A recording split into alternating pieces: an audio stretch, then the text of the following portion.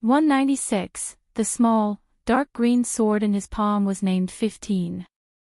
Why did Chen Pingan feel that he was too careless in naming it? Chen Pingan could clearly feel a slightly cold aura seeping into his skin, but then it actually made him feel warm. His entire body felt warm, as if he was basking in the winter sun. Chen Pingan sensed that mysterious aura flowing along his meridians, slowly flowing through his chi palace and aperture acupoints. In the end, it stopped at the place where he had previously hidden a wisp of sword aura.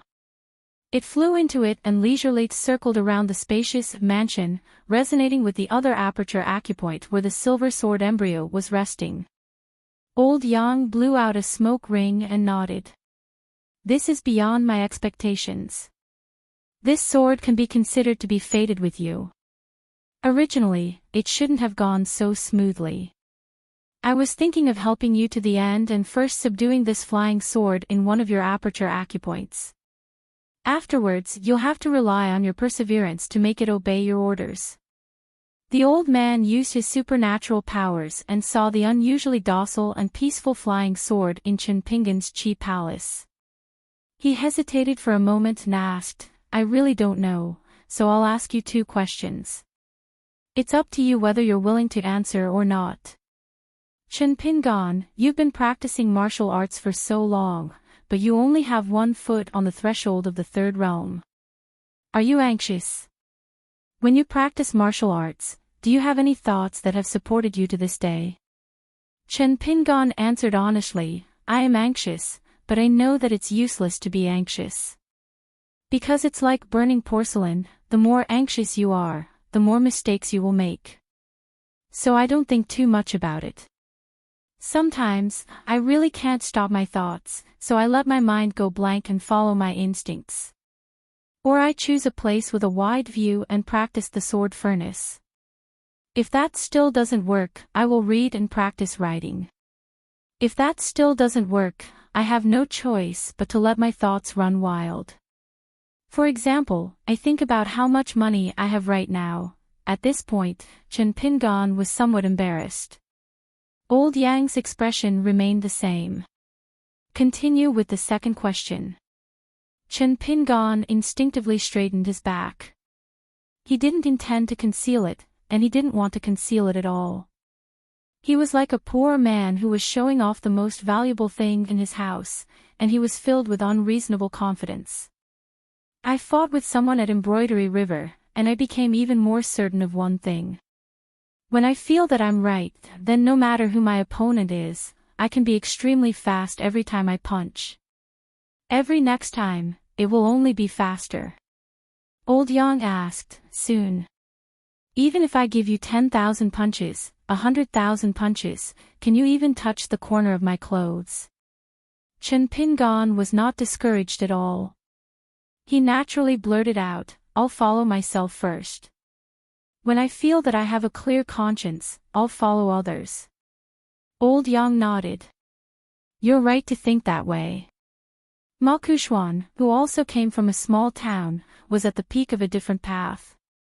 He pursued the true path of being the leader of 10,000 people and leading his peers. This wasn't because Ma Kuxuan was too conceited, but because his innate talent was too good. If he didn't dare to think that way, it would be a waste. If he didn't take what the heavens gave him, he would be punished instead. As for the youth in front of him who had just taken off his jade hairpin, he should be on a different path.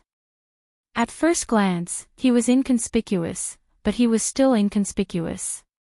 No matter how many times one looked at him, at most, they would feel that he wasn't too bad. In fact, he wasn't that stupid, but he still had some tricks up his sleeves. After that, most people would no longer pay attention to him. Old Yang sternly said, I'll teach you 2 sets of chants to control 15. One will be used to nurture the sword energy, and the other will be used to open and close the door of objects. Chen Pingan asked in advance, if I have 2 flying swords in my body at the same time, won't there be a conflict? Old Yang sneered and said, Ruan Tua doesn't have 2 natal swords. This is because he has to use a large amount of heavenly materials and earthly treasures in order to forge the sword and seek the Tao. He also has to be distracted by some personal matters. Otherwise, with his talent and family background, it wouldn't be a problem to nurture two more. The natal flying sword depends on fate. If the time isn't right, you can't even beg for 100 years. If the time is right, you can't stop it. However, the natal flying sword isn't a weapon on the battlefield. The more the better. It's a realm that sword cultivators dream of. It's said that one sword can break 10,000 techniques. Why don't you say 2 swords or 3 swords? For a sword cultivator who has reached the peak of the Tao, it's enough to have one flying sword that suits his heart. Any more would only be a burden. As for you, Qin Pingan, I'm too lazy to guess why you practice the sword. However, for the mountains and treasures outside, you're like copper coins. Do you think there's too much money and it's too tiring to carry it in your pocket? Do you know how to do it? Qin Pingan was a little embarrassed. He scratched his head and said, "How big is the square inch space of 15? How many things can it hold?" Old Yang laughed and said, "It's about the same length, width, and height as your Huaiwood sword. It's all right. It's already a little better to hold an ordinary square inch object. A mountain of gold and silver won't be able to hold it, but at least you don't have to carry a big bamboo basket in the Jianghu. Remember, don't put living things into a square inch object. For example, if you forcefully absorb that sword embryo, you'll break some of the rules of the blessed enclave. You'll have to destroy it. When that happens, you'll feel bad." After that, Old Yang passed on 2 sets of incantations to Qin Pingan. He repeated them twice. After Qin Pingan engraved them in his heart, the old man continued to smoke his pipe. The smoke rose in spirals. In the dark, Qin Pingan seemed to have built a bridge with the small jasper sword in his Qi palace. He was able to communicate with it. That kind of feeling was indescribably wonderful. Qin Pingan's mind stirred. His spirit trembled slightly, and the flying sword came out of his body without any obstruction. However, he couldn't stop it, and it went straight to Old Yang. Old Yang didn't even blink. The sparkling, dark green pocket-sized flying sword seemed to have hit a high wall. It rebounded dizzily back to Qin Pingan and disappeared in a flash. It quickly slipped back into the Qi palace. It was like a sulking child, unwilling to respond to Qin Pingan's call. Qin Pingan was a little panicked. Old Yang felt that it was a little funny. He slowly said, "The previous masters before 15 were all famous figures. I have never met a master as stupid as you. You're so bad at controlling the sword." Naturally, it would feel embarrassed and unwilling to come out in public. Don't worry. As long as you practice diligently, the connection between you two will be even closer. When you win its true recognition, you will have more authority as its master. Even if you want it to shatter on its own and dissipate between heaven and earth, it won't be difficult. Qin Pingan nodded and breathed a sigh of relief. As long as he could do better by immersing himself in his work, Qin Pingan wasn't afraid. What he was afraid of was that no matter how hard he tried, he couldn't do things well, such as burning porcelain. Old Yang suddenly said, "Do you know why 15 is willing to share honor and disgrace with you despite knowing that your aptitude is ordinary? It's because you thought of the important word fast. This is the root of 15's sword intent, which is naturally connected. 15's flying sword is fast. It has to be fast enough to catch all opponents off guard.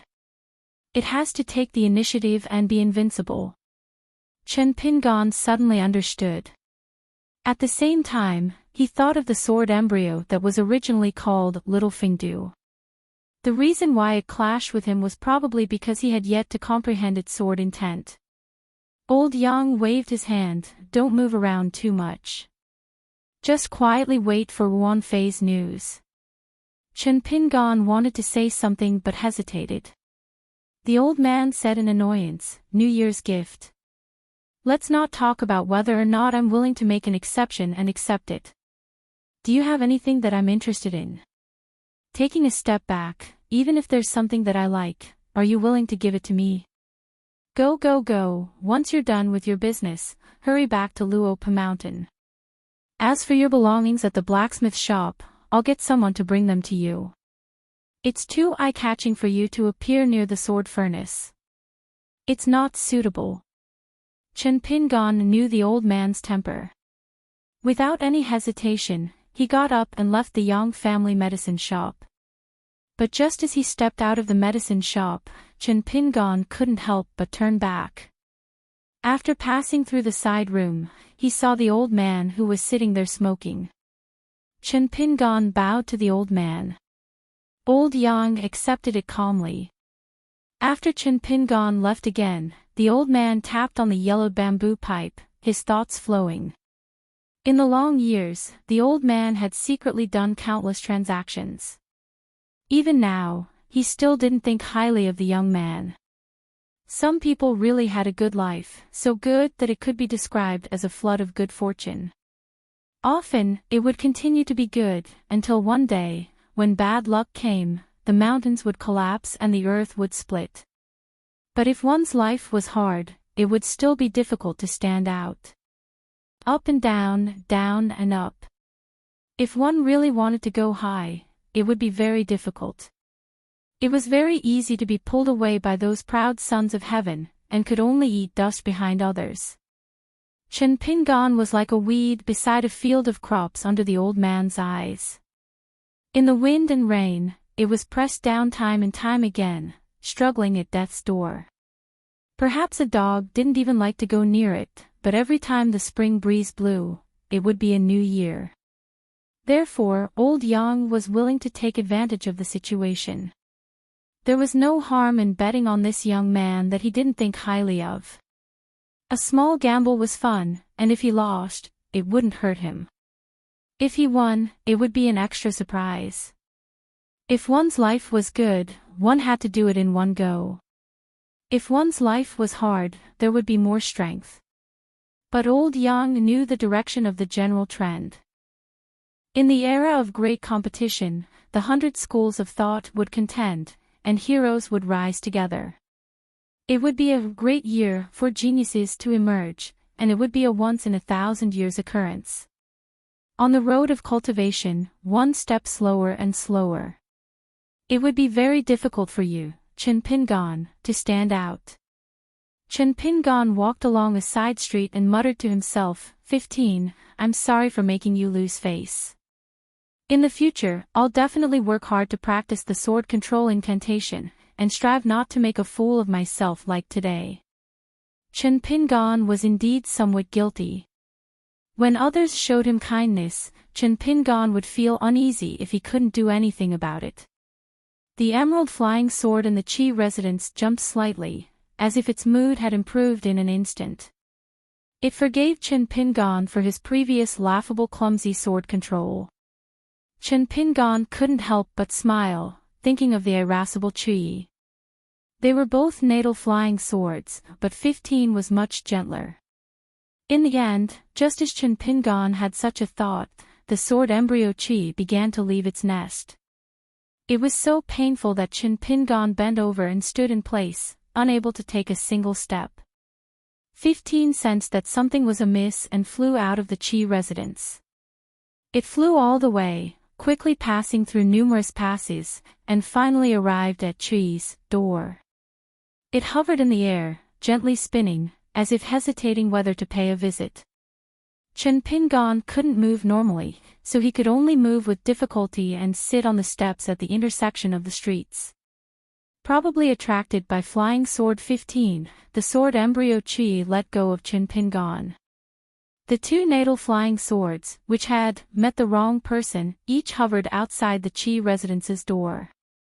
It looked like an aggressive confrontation, but also like a hesitant meeting. Chen Pingon took advantage of this gap and hurriedly gasped for breath. After a short rest, he jogged to the dragon-riding alley and called for the green-clothed child and the girl in pink to return to Luopa Mountain. Chuyi didn't see 15. They parted on bad terms. As they approached Jinju Mountain, Chuyi beat Qin Pingan again, making Qin Pingan almost roll on the ground. He could only clench his teeth and squat on the ground, sweating profusely and almost fainting.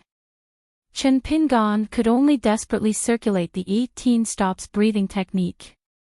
Now that he had broken through the bottleneck between 6 and 7, Qin Pingan was able to vaguely maintain a bit of clarity during the tug-of-war between him and the sword embryo.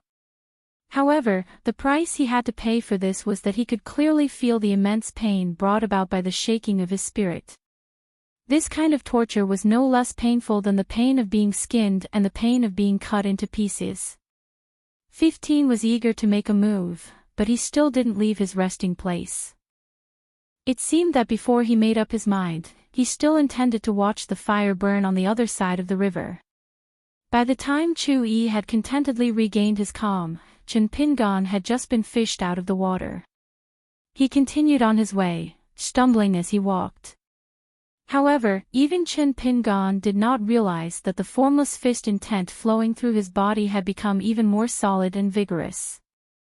At the top of the mountain, there was a barefoot old man in ragged clothes.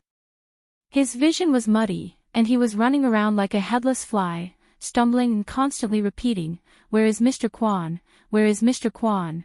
In an instant, the crazy old man's eyes suddenly brightened. After looking around, he did not rise from the ground, nor did he fly away. Instead, he took a deep breath, closed his eyes, and carefully examined the direction of the mountain. Then he took a step forward and directly walked to the front of the three people. The old man looked at the sweaty teenager and asked, "Are you Qin Pingan?" Qin Pingan's body was tense, and he nodded, "Yes, is there anything you need from me?" The cyan-robed little boy's eyes were dull, and his heart was as dead as ashes. What?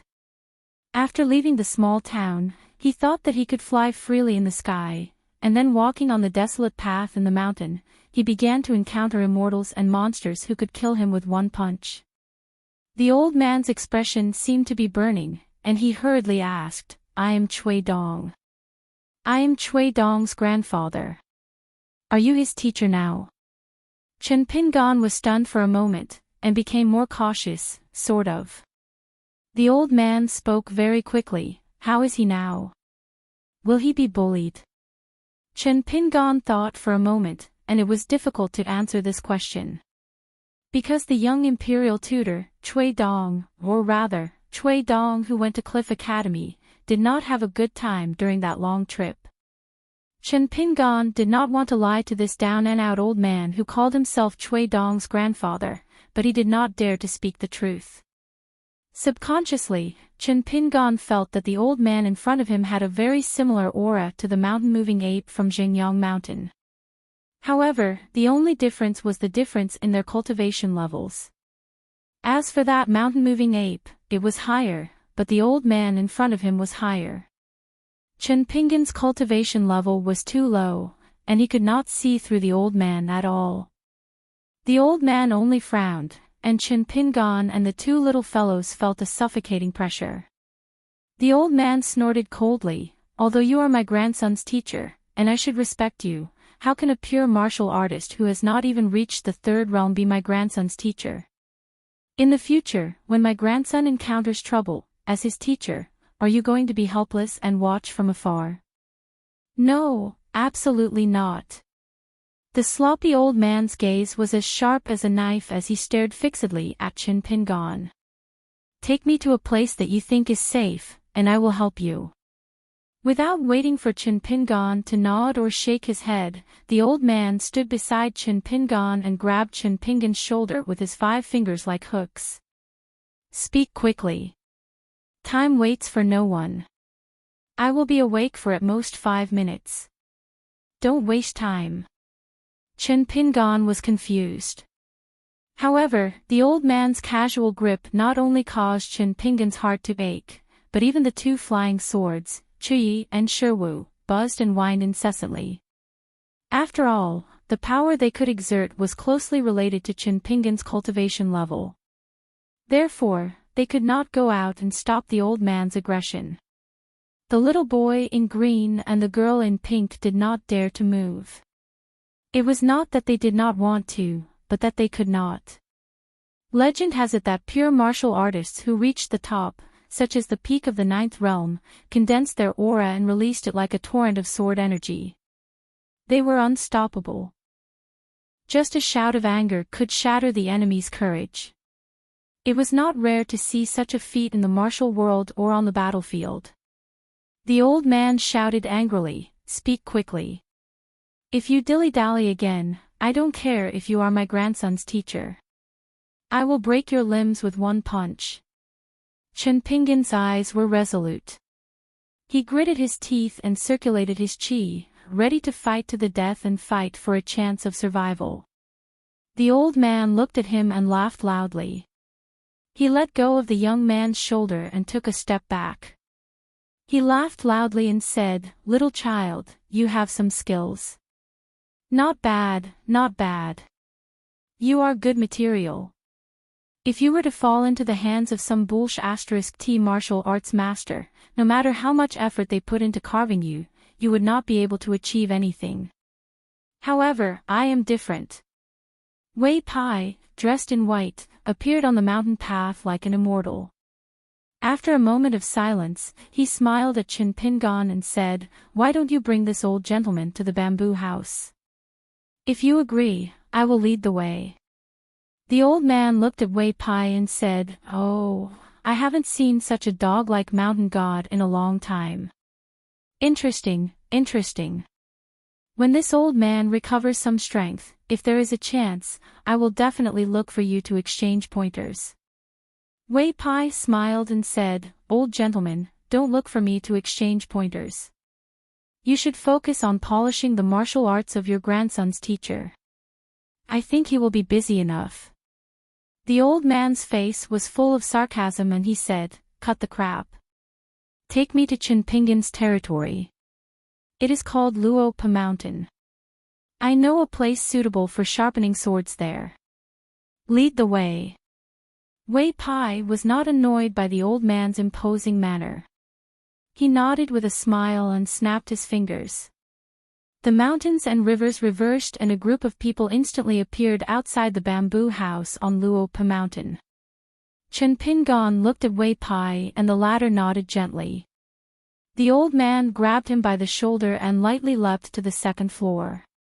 Then, he led Chinpingan in and pushed open the door. The old man raised an eyebrow and happily laughed.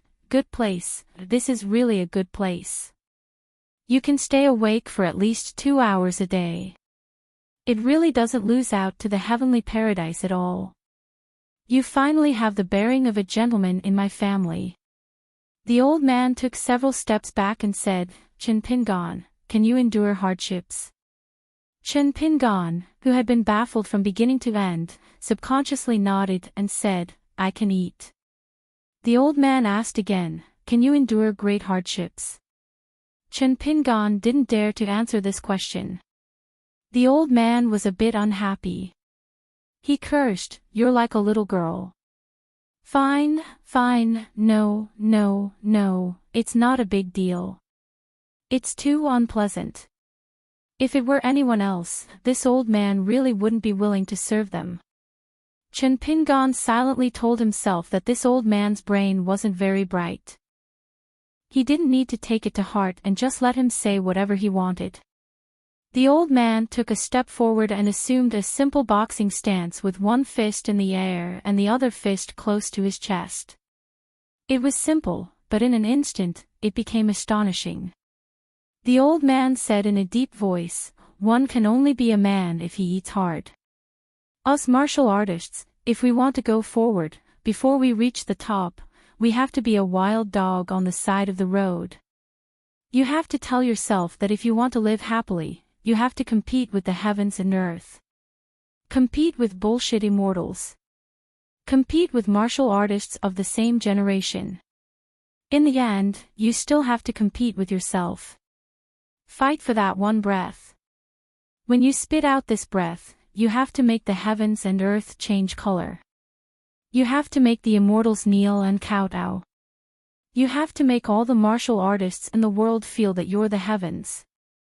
At this moment, the white-haired old man, who looked even worse than a beggar, had a majestic aura and a flourishing spirit. It was as if the old man was clearly telling the young man a truth. The person in front of him was invincible. 197. Recently, there's a million-word event. You can follow the official WeChat account, Fenghua 1985. I hope everyone will participate. Chen Pinggan's breathing suddenly stopped. This was a kind of instinct, just like when the little boy in blue and the girl in pink met GQ. It didn't even have much to do with the level of cultivation. It was purely a kind of powerful suppression of aura. Pure martial arts. To a certain extent, this was the essence of the word pure. Vassal King Song Jianqiang had once been able to make the sword cultivator Liu Baqiao, who had a high cultivation, feel as if his skin was being pricked by needles without doing anything. There was a loud bang. Chen Pinggan was just about to move to guard against the unexpected, but he was already sent flying. He crashed heavily into the wall of the bamboo building and fell limp to the ground. He struggled twice, but could only lean against the wall. He couldn't stand up no matter how hard he tried. Blood seeped from the corner of his mouth. The old man who had kicked Chen Pinggan in the stomach crossed his arms and looked down at the miserable straw sandals youth. He sneered, "You dare to be distracted in a confrontation. You're really looking to die." Chen Pinggan wiped the corner of his mouth and spat out a mouthful of turbid air. He stood on the other side of the wall as if he was facing a great enemy. The old man said indifferently, "The world only says that there are 9 realms in martial arts. They don't know that there are great sights above the 9 realms. You've only touched the threshold of the 3rd realm for now. In fact, even the foundation of the 2nd realm is ordinary. If this old man didn't appear, you'd probably destroy the foundation of the 9th realm once you reached the 3rd realm in your pursuit of breaking through quickly. The path of martial arts doesn't tolerate the slightest bit of fanciness or exaggeration. What you did before was not bad, but it's far from enough.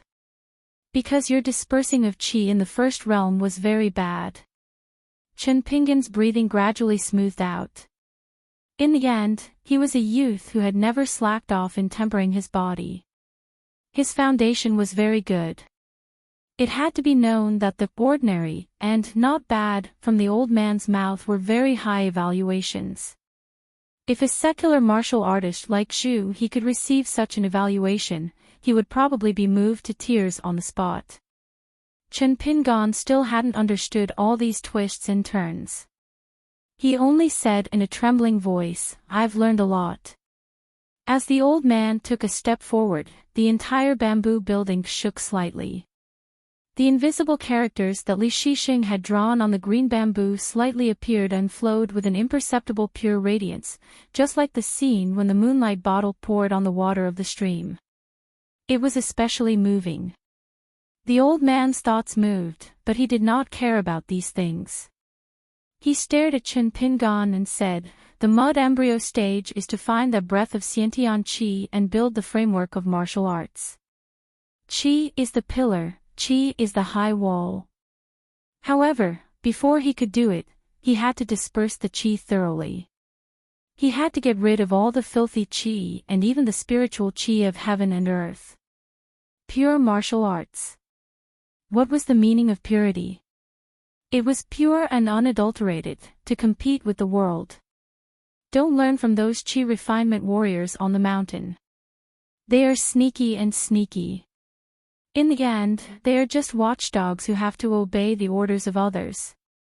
Chen Pinggan only understood half of it. Moreover, deep in his heart, he did not completely agree with the old man's words.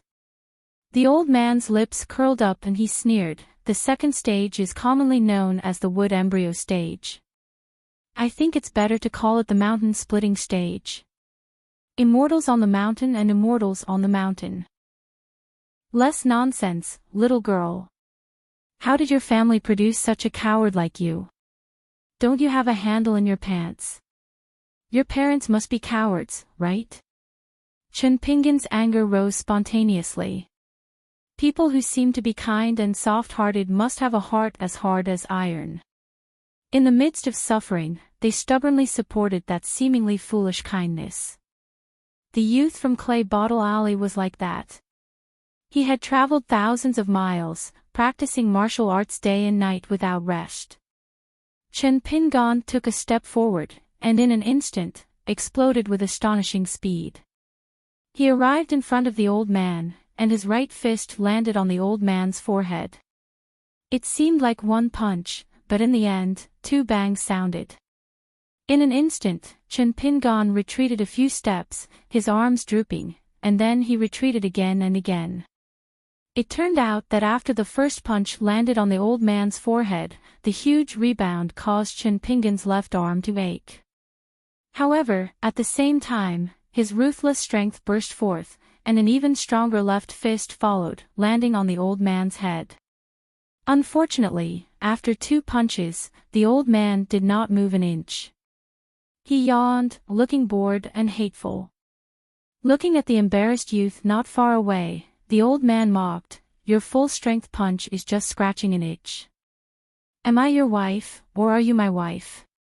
I was right when I said that you were a little girl without a handle. If I were your parents, I'd be angered to death." Chen Pingan's face was gloomy. "What, are your parents dead?" The old man said, pretending to be enlightened, "That's even better. They'll definitely come back to life because of your anger." After the sharp pain, Chen Pingan's arms were completely numb, but Chen Pingan still stepped forward quickly.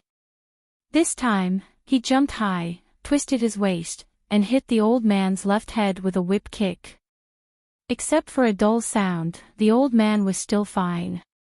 Chen Pingan took advantage of the momentum to turn in the air, and the second whip kick landed on the old man's right head. This time, after Chen Pingan landed on the ground, his legs were weak, and his shoulders were high and low. He had to stabilize himself several times. The old man stared at the lame youth as if he was an idiot, and asked, "Since your left leg has suffered enough, why did your right leg exert more strength the second time? Don't you feel pain?" Chen Pingan did not speak. His face was pale, and his shoulders were undulating. His legs must have been seriously injured. The old man nodded, "It seems that this is your bottleneck. How disappointing." Chen Pingan rushed forward for the third time, using the 6 stances of the mountain quaking fist. Although his speed was slower than the previous 2 times, his momentum was not reduced at all. The old man was slightly surprised. He stood in place and waited calmly. After countless stances, the spirit of the mountain quaking fist had already merged with Chen Pingan's soul. Even if his hands and feet were injured, his momentum was still strong when he started his stances. After the pale-faced but determined youth skillfully completed the boxing stance, he leaped high into the air, raised his head, and suddenly hammered down on the old man's forehead. The youth fell backward and fell to the ground, breathing heavily. His eyes were filled with helplessness. Smart people know how to retreat. You're far from that.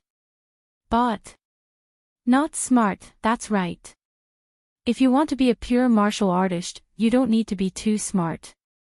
Cleverness may lead to a disaster. For this reason, A look of admiration flashed across the old man's face. He walked forward step by step, his face full of smiles, and said, "I'll reward you with a kick." The kick was as light as lightning, just enough to hit the side of Chen Pingan's temple. Chen Pingan used all his strength to raise an arm to block the vicious kick. In the end, his arm was pressed against his head, and his whole body was kicked to the foot of the wall. He curled up there, his whole body in pain. The old man stood in place, looking down at the poor youth. "I've already thoroughly understood your martial arts foundation. That was just the appetizer. What comes next is the real pain." Go outside and tell them to prepare a large bucket of water, the best nourishing herbs, and the best wound medicine. Of course, it would be best to prepare a coffin as well. This old man is afraid that you will take things too hard and commit suicide by hanging. That's good, the family can be reunited underground. Chen Pingan rested for a full incensus time before he could get up and limp out of the house. In the corridor outside the house, he saw the little boy in green and the little girl in pink looking at each other, as well as the slightly gloating immortal in white. When Wei Pai saw the battered and exhausted Chen Pingan, he held back his laughter and said, "I'll go prepare the best medicine vats, herbs, ointments, and elixirs. Don't worry, the Oxhorn Mountain has everything. As for the money, I'll help you pay it first. You can pay it back when you have the money. There's no rush. Friends are friends, but business is business, so there's still some interest." Chen Pingan squeezed out a smile that was uglier than crying and nodded. After Wei Pai disappeared, he sat down in the corridor with his back against the wall. The little boy in green asked softly, "Master, is it hard to practice martial arts?" Chen Pingan sat on the ground, paralyzed. His body could not help but tremble slightly as he said bitterly, "It's so bitter." The little boy in green had seen Chen Pingan's walking and standing stance in the snow. He believed that with Chen Pingan's second-realm martial artist physique, there was no way he could endure such torment. It was too torturous. It was not the kind of torment where one's arm was chopped off with a swoosh, bleeding profusely and wailing loudly. It was another kind of cutting flesh with a blunt knife. Every breath he took was like drinking astral winds and eating a knife. However, if even Chen Pingan felt that he was suffering, the little boy in green could not imagine the torment. The little girl in pink turned her head and sobbed silently. About an hour later, the old man who was meditating in the house stood up and said in a deep voice, "Chen Pingan, start practicing martial arts." Chen Pingan sighed, pushed open the door, and entered. The little boy in green swallowed his saliva and helped close the door gently, and he didn't even dare to look at the old man. After closing the door, the little boy in green jumped onto the railing and sat down, feeling extremely melancholic. "To think that I've dominated the pugilistic world in Yujiang for hundreds of years and am a famous hero in the entire Huangting country. I can summon the wind and summon the rain, and I have many friends. Why am I hitting walls everywhere in this tiny Longquan County?" 198. As the sage once said, when heaven is about to give a great responsibility to a man, he must first suffer hardships to strengthen his will and work his muscles and bones. Wei Pai would run to Luopa Mountain almost every day to bring Chen Pingan precious medicinal herbs from Baobao Zhai. Although Wei Pai could not empathize with Chen Pingan's miserable situation in the past 2 years, Chen Pingan's tenacity and the old man's ruthlessness made Wei Pai feel surprised. How big of a great responsibility was that he had to suffer such a calamity? It couldn't be that Chen Pingan, a young man, would be asked to become a million master with one sword when the world changed and bad news came from the inverted hanging mountain. When this thought came to his mind, Wei Pai felt that it was ridiculous. The sky was so high and the earth was so vast. It should be known that the Aquarius continent was the smallest of the 9 continents in the vast world. Moreover, the continent closest to the inverted hanging mountain was the Hassa continent with beautiful trees and luxuriant foliage. For example, Chaoshi was a land sword immortal with extremely high combat power, but in the South Hassa continent, it was still difficult to be called the top. The real cultivators who could be the top were the ancestors of the Qin family in Yingyin. The mountain god of Luopa Mountain, Song Yuzhang, took the initiative to meet Wei Pai once during this period. Wei Pai just chatted with him for a while, far less polite and warm than the first time they met. Both sides knew the reason.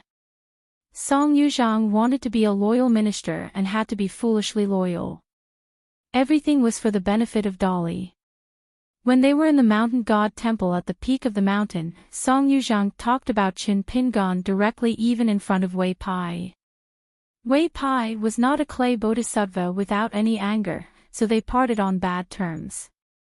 Today, Wei Ba was carrying a bundle and leisurely climbing the mountain. When he arrived at the bamboo building, he noticed that Qin Pingan, who was standing near the railing before the sparring session on the second floor, had just finished practicing the sword furnace stance. Unexpectedly, Qin Pingan was still in the mood to greet him. Wei Ba gently tossed the bundle worth 100,000 taels of silver to the girl in pink.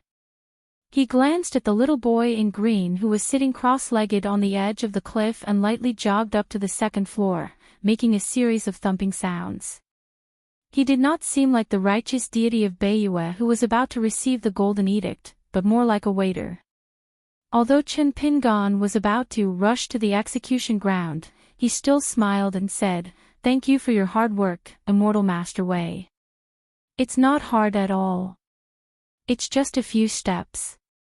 I can walk around and enjoy the scenery every day.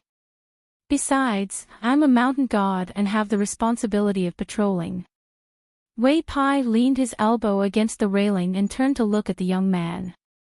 "You only drank half a pot of wine. Is it so effective?" Qin Pingan blushed and said, "I don't know why, but after drinking, my mood is very different." Wei Pai nodded and said, "That's good." The old man's deep voice sounded, "Come in and enjoy life." Qin Pingan smiled helplessly and said goodbye to Wei Pai. Wei Pai also smiled bitterly and did not say anything. Enjoy life. Only the old man could say that. The phrase, taking off one's armor, sounded very interesting, but what was the reality? It meant that Qin Pingan had to tear off the surface of his skin and lift up his fingernails. The phrase, pulling out silk, meant that Qin Pingan had to pull out his own tendons and veins. This kind of cruel method really tested one's heart. It meant that Qin Pingan had to do it himself. Furthermore, he had to open his eyes wide and his movements could not be fast. Bit by bit, he had to pull out silk from his own cocoon. However, while Wei Pai's scalp was numb, he was also full of expectations for Qin Pingan's martial arts realm. How strong would his foundation be if he could reach the three realms in such a way? How strong would his combat power be when he fought with his enemies in the future? Qin Pingan took off his straw sandals and walked into the empty house. After closing the door, he found the old man sitting cross-legged and flipping through the book. The old man frowned as he looked at him. Today, when Qin Pingan was practicing the sword furnace, the old man suddenly had an idea and said that he wanted to see the manual of the sword furnace stance. After Qin Pingan explained, it was similar to what Miss Ning had said. The manual was kept on behalf of someone else and did not belong to him, Qin Pingan. The manual was kept on behalf of someone else and did not belong to Qin Pingan. The manual and the pictures recorded in the manual were not to be divulged. This is the manual of the mountain quaking fist. The old man casually threw the manual back to the youth and laughed. His face was full of sarcasm as he said, "At the beginning of the manual, there is a little bug in my hometown called Swan and I. Throughout its life, it is different from its kind in other places." Ha ha ha, so it is a martial artist from the Jianghu in the southeast of the Julu continent. Listen to these petty words, it is full of the smell of dirt. You can imagine, how great would the martial artist who wrote this manual be in his lifetime? Fortunately, this fellow has some self-awareness and knows that in the manual, it is clearly written that it has never been ranked among the top martial arts manuals in the world. Otherwise, this old man would really scold him for being shameless. My fist technique is determined by life and death, not victory or defeat. It focuses on the fist intent and not the moves. TSK, this sentence is really like a toad opening its mouth and wanting to swallow the heavens and spit out the earth. What a big tone. Qin Pingan, do you know why the manual states it like this? It is very simple. Because when it comes to victory and defeat, it is always more likely to lose than win. That is why it talks about life and death. At worst, it is just a matter of death. Chen Pingan said unhappily, if the manual is so unsightly, why is Senior still willing to remember the fist principles in the book so clearly? The old man laughed heartily. The fist techniques recorded are really sparse, but this brother isn't afraid of biting his tongue when he speaks. This old man is quite happy to see it. Just treat it as a messy travel book of mountains and rivers. Chen Pingan did not refute anything, but he was somewhat unhappy. He cherished this manual very much, very much. Deep in Chen Pingan's heart, he was grateful for the mountain-quaking fist. It was not inferior to the 3 strands of sword energy of the sword spirit. One was a life-saving medicine, the other was a life-saving talisman. There was no distinction between the two, and there should not be. Chen Pingan had a rough idea of the pros and cons of the mountain-quaking fist manual, because Ning Yao felt that it was very ordinary. She could learn it step by step, but she did not feel that there would be any great achievements. After that, Zhu He also witnessed Chen Pingan's walking and standing stance with his own eyes. Similarly, he did not feel the least bit stunned. But Chen Pingan did not care about this. Even if Chen Pingan had another 10 years, or 100 years, no matter how high his martial arts achievements were at that time, his fondness for the manual would only increase, not decrease. The old man smiled and asked, before you practice today, this old man will ask you a small question. If you answer correctly, there will be a surprise. If you answer incorrectly, hee. Chen Pingan swallowed his saliva, feeling a little scared. The old man stopped smiling and asked in a deep voice, in the manual, aside from the moves and stances, what do you think is your favorite sentence? Chen Pingan did not hesitate and said, those who practice the mountain-quaking fist in the future, even if they face the ancestors of the 3 sects, remember that our fist technique can be weak, we can lose the momentum to win, but only our fist intent. Never retreat. The old man suddenly stood up, practice. At the blacksmith shop in the south of the town, a young girl was complaining to her father, why don't you want me to help you forge a sword? The man glanced in the direction of the brand new sword furnace. Do you know why father promised that young girl to forge this sword for her? The young girl nodded, I know. She gave us such a large piece of the beheading dragon platform. It's enough to buy a good sword. Ruan Tong shook his head, not only that. Father hopes that the first sword that I, Ruan Tong, establish a sect, no matter who it is forged for, will be able to amaze the entire Aquarius continent, and even the sword cultivators of the Julu continent, know of the incomparable sharpness of this sword. Speaking of this, the blacksmith man, who even dared to tease the wine lady of the town, exuded a strange brilliance from head to toe. He was like a teacher talking loudly, like a Taoist discussing the Tao, or like a monk preaching. The man sitting on the chair clenched his fists and gently beat his knees. His eyes were sharp, and he did not have the usual rough and dull feeling. Then who is the most suitable to give it to? Originally, Wei Jin, who came from the Wind Snow Temple, was half a family member. It was reasonable and appropriate. Unfortunately, before Ning Yao appeared, Wei Jin had been in seclusion.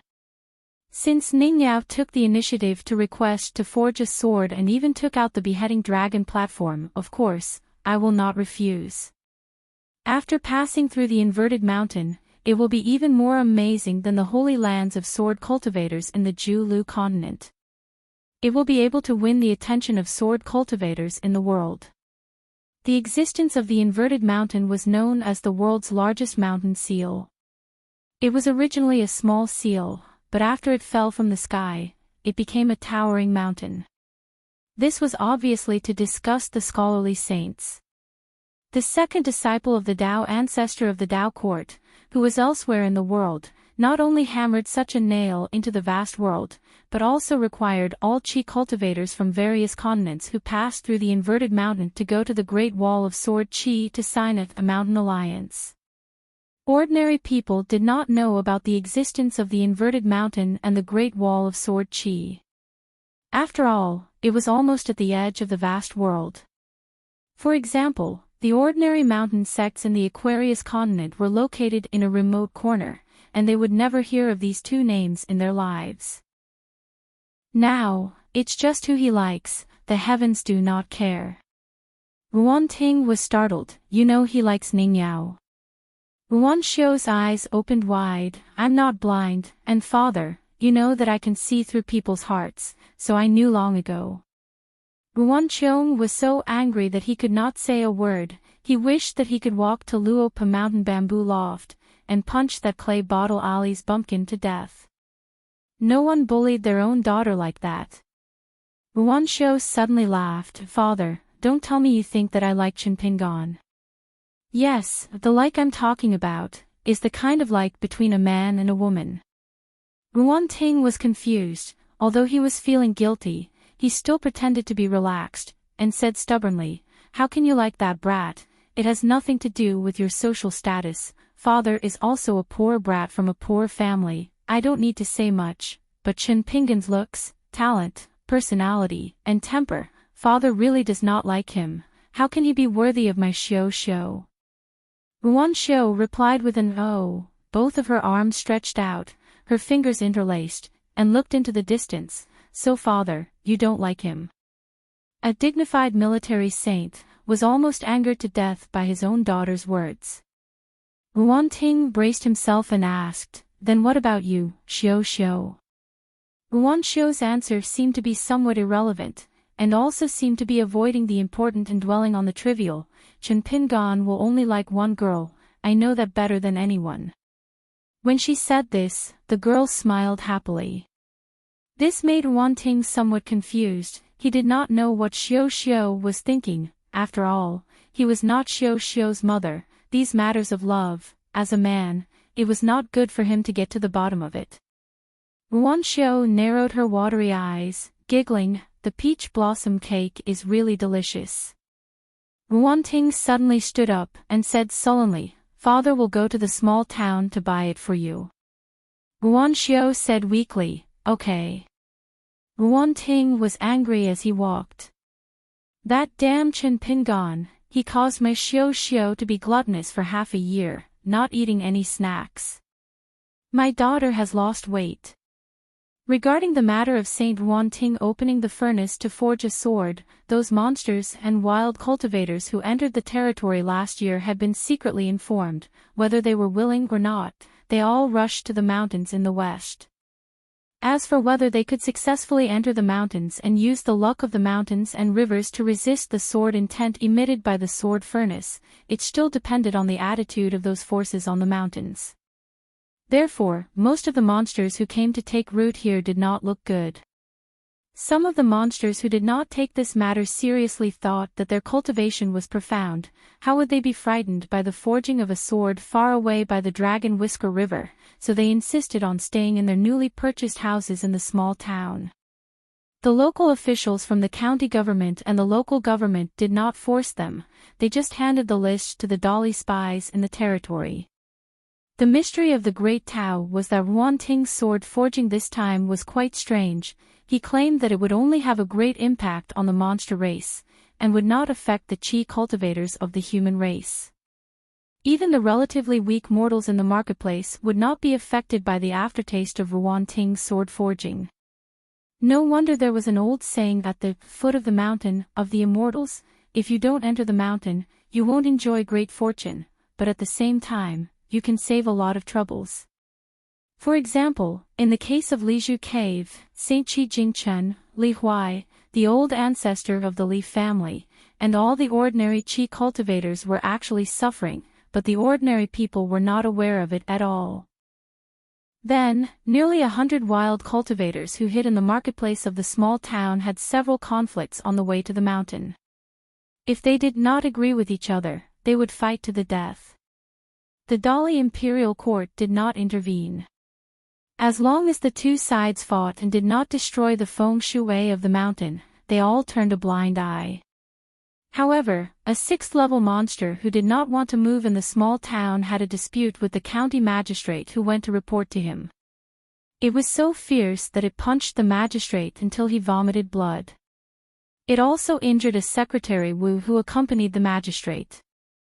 In less than half an hour, a message was sent by flying sword to the newly built county office in the north of the mountain. County Governor Wu Yuan personally gave the order to kill the monster on the spot. From the beginning to the end, the county office did not use the old ancestor cultivators of the few big clans in the small town, nor did it order the other monsters who lived under others' roof to absorb spiritual qi. Instead, it sent 3 high-ranking secretaries Wu to cooperate with 200 elite Dali soldiers. Under the leadership of a general, they besieged the monster's mansion so tightly that not even a drop of water could escape. On the ridge of the roof, there were archers with superior strength. The arrows used were specially made by a secret government office of the Ministry of Works. In the end, they killed the monster on the spot. The famous hero of the school of Mo, Su Ruo, and his trusted subordinate, Lu Yu, stood side by side on a ridge not far away. They did not cross the line and did not interfere. At that time, there were many people who watched the battle from afar, and many foreign forces who bought the mountain. If the Great Li had sent out a powerful cultivator to crush and kill the unruly demon, the impact on the spectators would be far less than what they had just witnessed. The military secretary of the Great Li, who was a military cultivator, cooperated with the valiant soldiers who had been through hundreds of battles. Everyone advanced and retreated in an orderly manner, and they killed the demon with ease. The two groups of people who were on the mountain and at the foot of the mountain were able to cooperate seamlessly. This was the real horror of the Dali dynasty. Today's boxing practice was only to refine the spirit, but Qin Pingon suffered more. When he was carried out by the little boy in green, his hands and feet twitched, and he foamed at the mouth. Even after he was put into the big medicine barrel downstairs, he was still so miserable. When Qin Pingon climbed out of the medicine barrel and changed into a clean set of clothes, it was late at night again. He picked up the flagon, exhaled a mouthful of turbid air, stretched, and sat between the little boy in green and the girl in pink. Qin Pingon drank a mouthful of the strong liquor. It was still choking, but it felt good, better than the first time he drank it.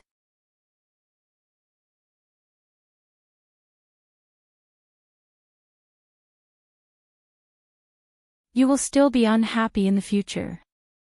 There's no need to make a fuss.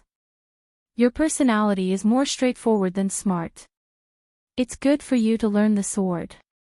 Taoism cultivates tranquility. It sounds like a pool of stagnant water, but in fact, it's not. You need to ask yourself the most. Every path is not easy. The young man with long eyebrows nodded.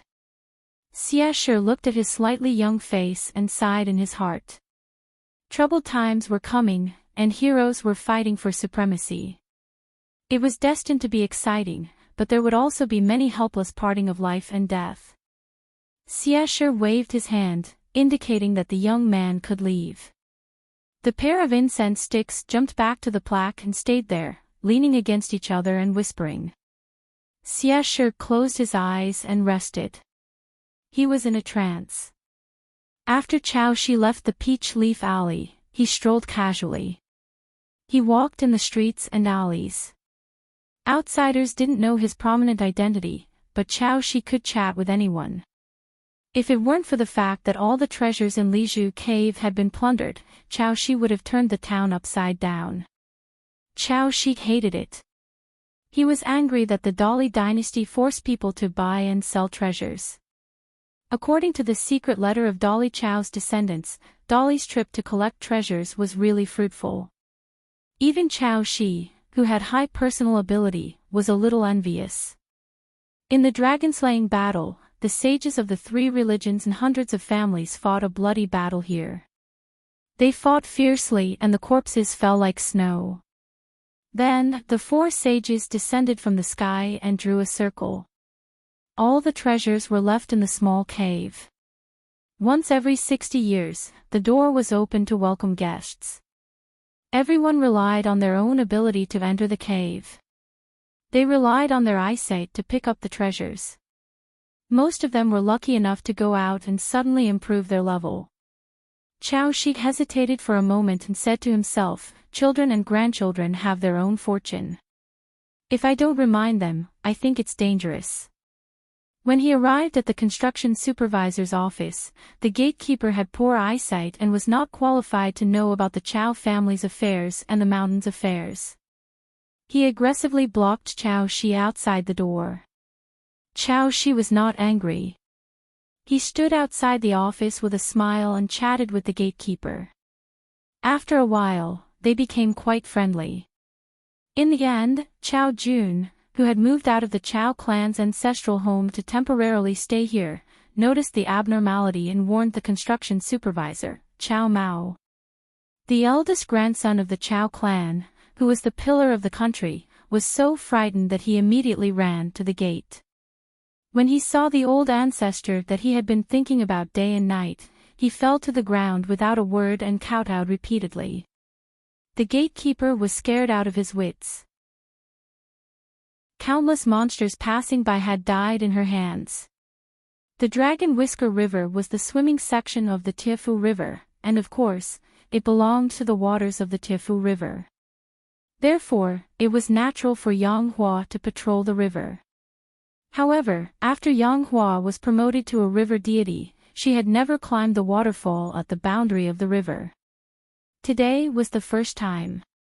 The river deity, who was called Malanhua when she was alive, still behaved like a cowardly commoner even after becoming a deity. She lowered her head and said a few polite words.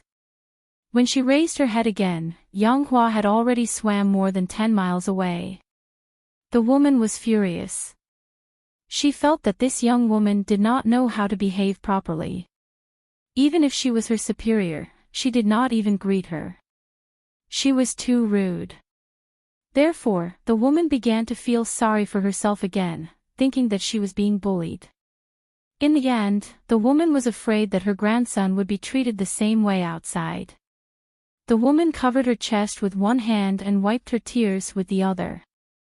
Then, like a carp swinging its tail, she swam quickly to her nest to take a look at her treasures. Thinking that they would all be her grandson's generous betrothal gifts in the future, she felt a little happier. Only then would she feel that there was still something to look forward to when she had to suffer after death. Outside the post station, there was a wheelbarrow with a fortune-telling stall. The young Taoist did not even open his stall, but he had already started to read the palms of a messenger who believed in fortune-telling.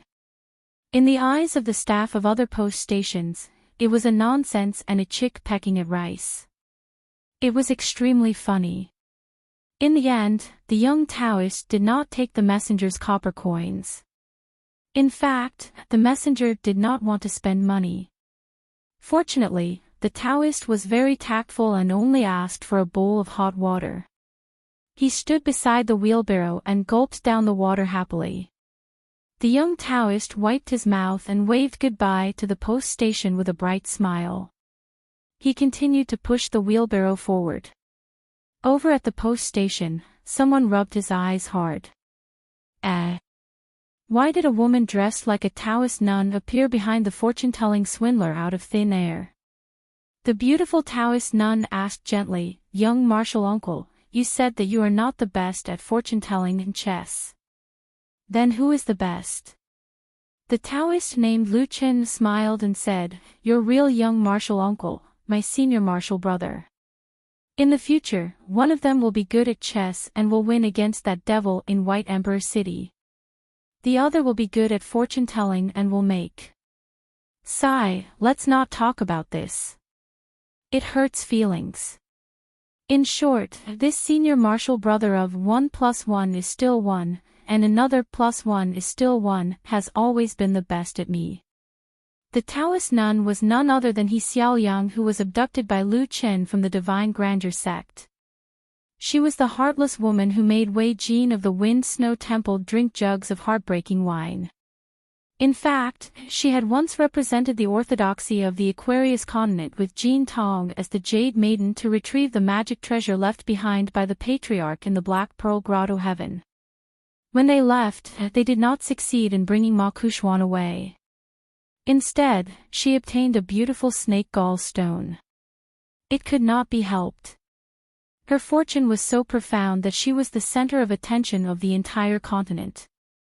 It was as if good things would automatically come to her wherever she went. The Taoist nun hesitated for a moment. She wanted to ask a question that even her young martial uncle of the Divine Grandeur sect could not figure it out. He Xiaoliang said helplessly, only a 10th realm qi cultivator can vaguely hear about it. How can I do it now? The young Daoist said, then you really need to cultivate well. He Xiaoliang could only smile bitterly. The young Daoist felt that this was something he could say, so he started to talk. Regardless of whether He Xiaoliang was interested or not, he started to pour the beans from the bamboo tube. Let me tell you, this kind of thing is very mysterious, but it's not mysterious at all. One kind is the extreme sincerity. As the saying goes, where sincerity reaches, metal and stone will open. That's why the saints said that only sincerity can move people. Mortals, at certain times, can also attract the attention of the gods.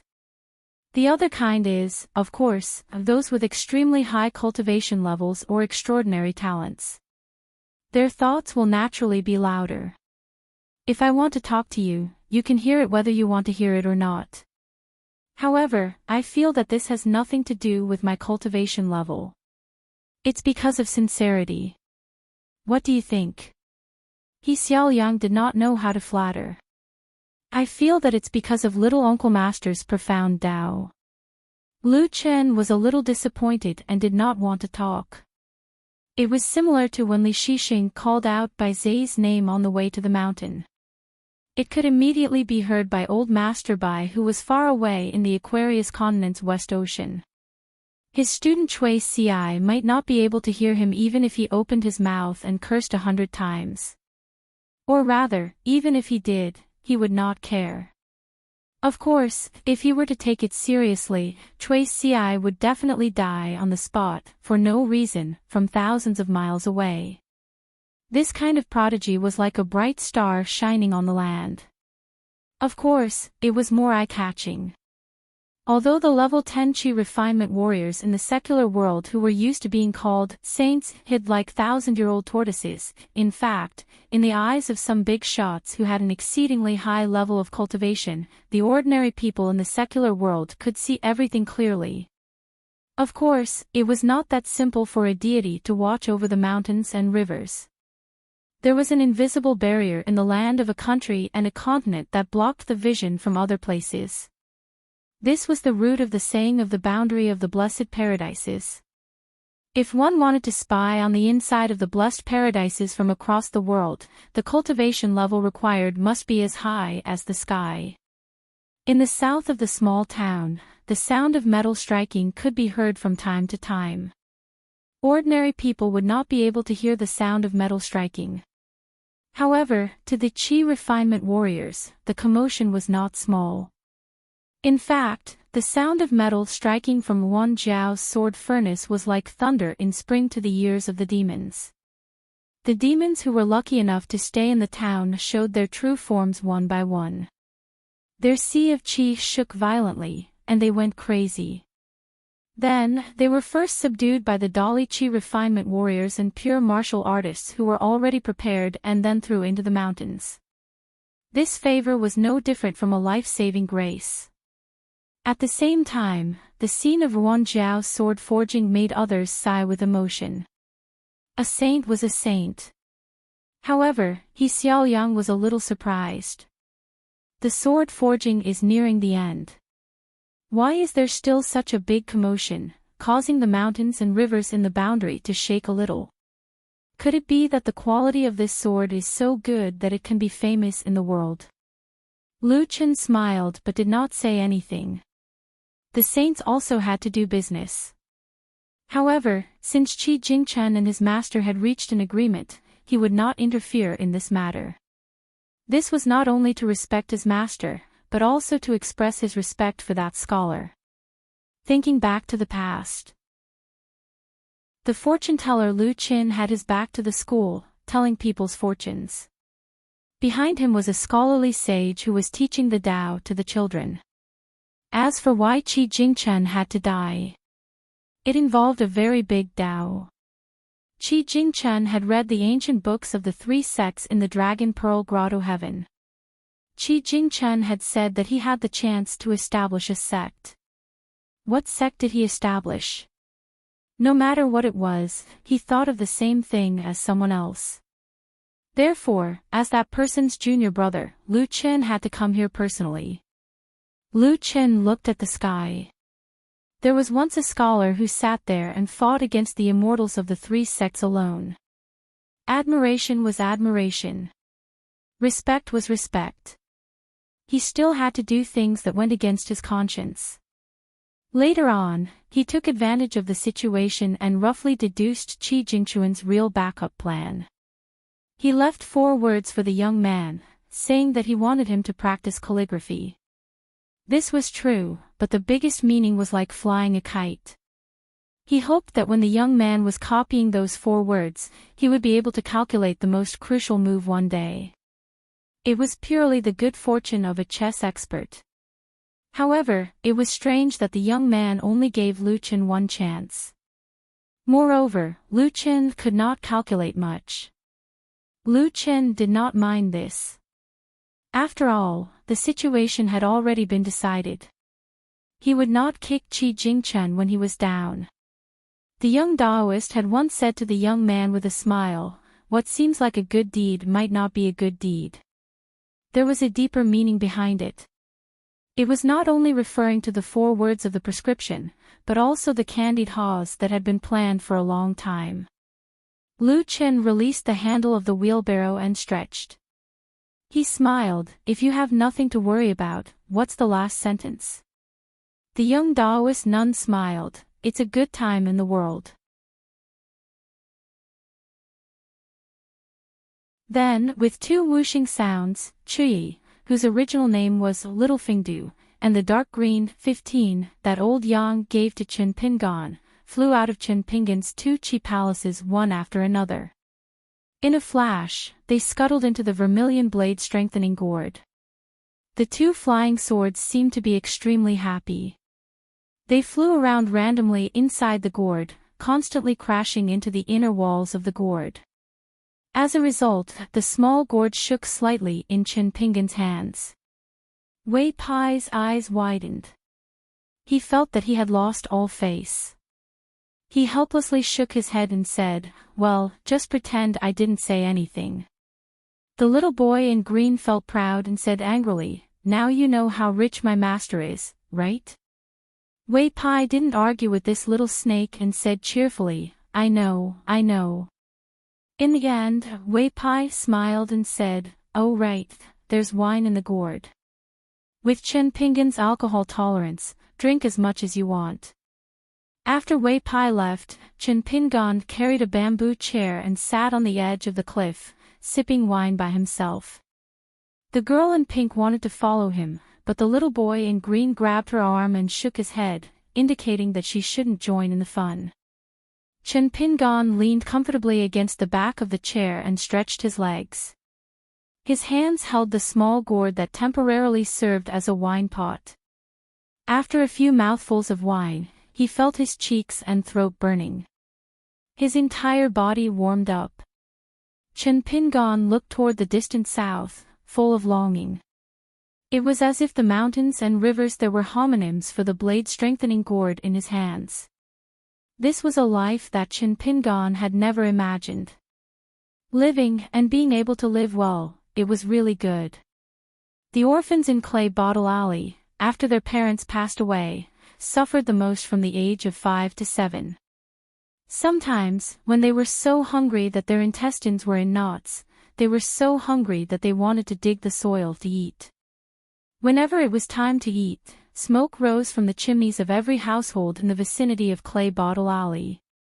Even if they were just walking in the alley, the children could smell the tempting fragrance of rice and coriander. The children wore the clothes left behind by their parents. They cut them into the size that they could wear. They couldn't throw away the corners and accumulated them piece by piece. The first time the child ate someone else's food, it was after the family had used up all their money. Everything that could be sold had been sold. The 6-year-old child, on a cold winter day, could not go up the mountain to pick herbs to earn some copper coins. He had completely lost his livelihood, but he was unwilling to steal. He was hungry and cold. Like a little lonely ghost, he walked in the alley from one end to the other, all the way until dusk. When the smoke rose from the kitchen chimneys, the child did not know how to continue living. Previously, a kind-hearted person had asked little Ping and to come to my house for dinner.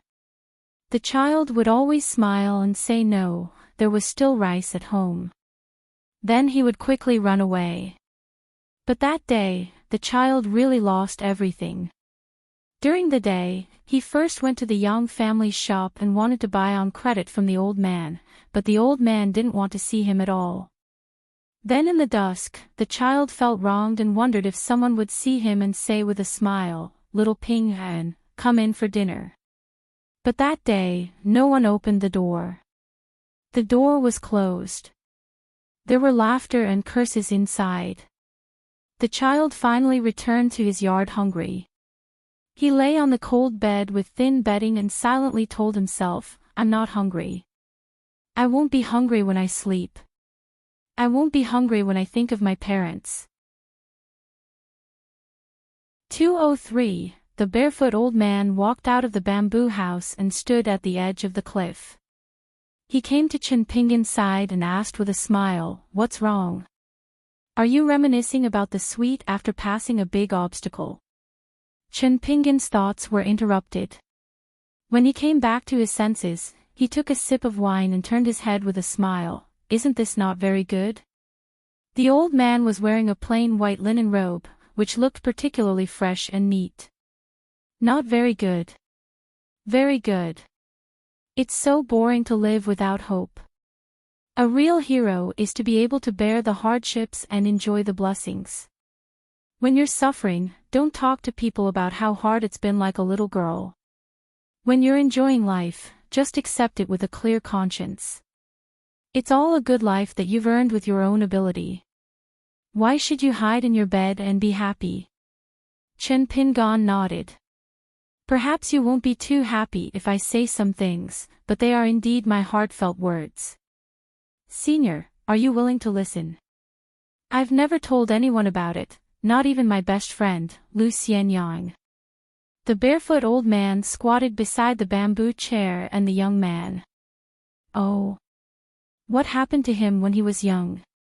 "Sure, tell me about it and make this old man happy." Chen Pingan took a sip of wine and handed the red gourd to the old man. The old man waved his hand and said that the wine was not good enough. Chen Pingan opened his heart and said slowly, "Even if I practice martial arts, I would cry out in pain every day and secretly cry a few times. I felt like I was going to be beaten to death by the old man. But until now, I still feel that the worst time in my life was when I was young.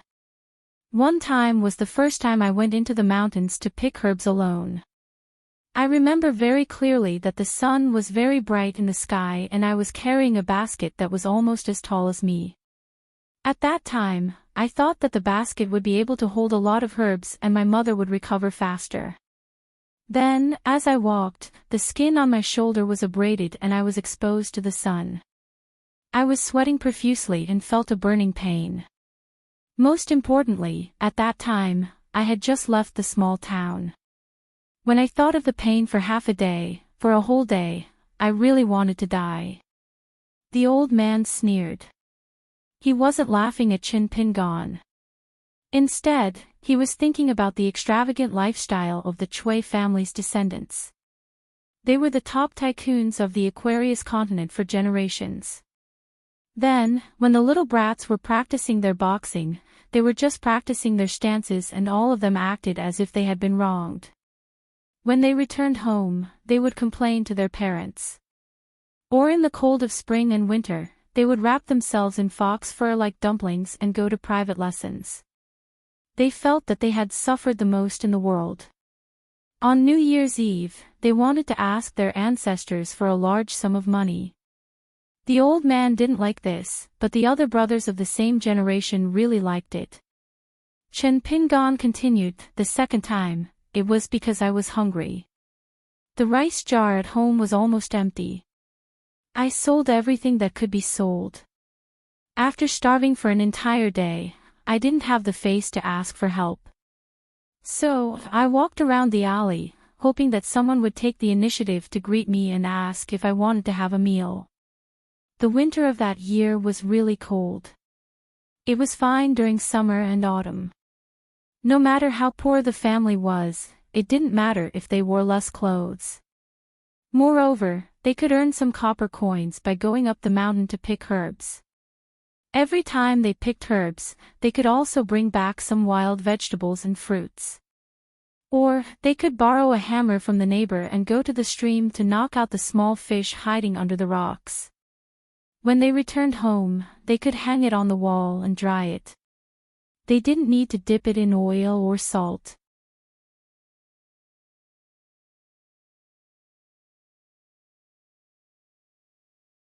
"205. The sword furnace on the banks of the Dragon Whisker River rumbled in the ears of the demons, making them feel like their guts were about to explode. Recently, almost all the cultivators in Longquan County could not help but cast their eyes on the blacksmith's shop, the newly built pavilions on the mountaintop, and the dangerously high chain bridge between the two mountains. Chi trainers often gathered to watch the scene of the sword being forged in the sword furnace outside the mountain. Even the felons of the Liu dynasty and the soldiers of the Great Li who were supervising the survivors of the perished country were discussing animatedly in their spare time, speculating whether or not Saint Wan Jiao would cause a natural anomaly once he succeeded in forging the sword. As the momentum of the sword forging over there suddenly increased, coupled with the agitation of the wild demons on the mountain, and even some of the demons who were not skilled enough, even with the invisible protection of the fate of the mountains and rivers here, still felt like they were in the furnace, suffering unbearably. As a result, everyone felt that they had definitely reached a critical juncture. The success or failure of the divine weapon would depend on this one move. In the bamboo building on the desolate mountain, Chen Pingon had already finished his preparations. He was ready to officially set off for the ferry on the Wudong Mountain. Last time, when Wei Pai led them on a tour of the territory under his jurisdiction, they had seen the Wudong Mountain. The entire mountain had been shaved off, leaving an empty space of 4 to 5 kilometers. At the time, Wei Pai had kept them in suspense, not explaining in detail the ferry used by the cultivators to travel leisurely and what the huge ship was. Ruan Xiu's parting gift was a packet of peach blossom cakes. Chen Pingon naturally did not reject her good intentions. Actually, he had previously entrusted Wei Pai to bring up the matter of gifting the treasure tome mountain to Ruan Xiu with Ruan Jiao. In the end, Wei Pai returned to the bamboo building dejectedly and in a very sorry state. He said that after Ruan Jiao heard about it, he took his anger out on Wei Pai and rewarded him with a single word, scram. Afterwards, he gave Chen Pingon a slightly longer reply, tell that kid to scram as far as he can. Chen Pingon could only drop the matter. He knew that he had misunderstood this matter. After all, the good intentions that truly warmed the hearts of people were not something that could be achieved with just wishful thinking. As a result, he set it aside for now. The little boy in green always said that for those of the Jianghu, gratitude and grudges were all about the green mountains and clear waters, and that the future was long. Chen Pingon felt that these words were truly charming and reasonable.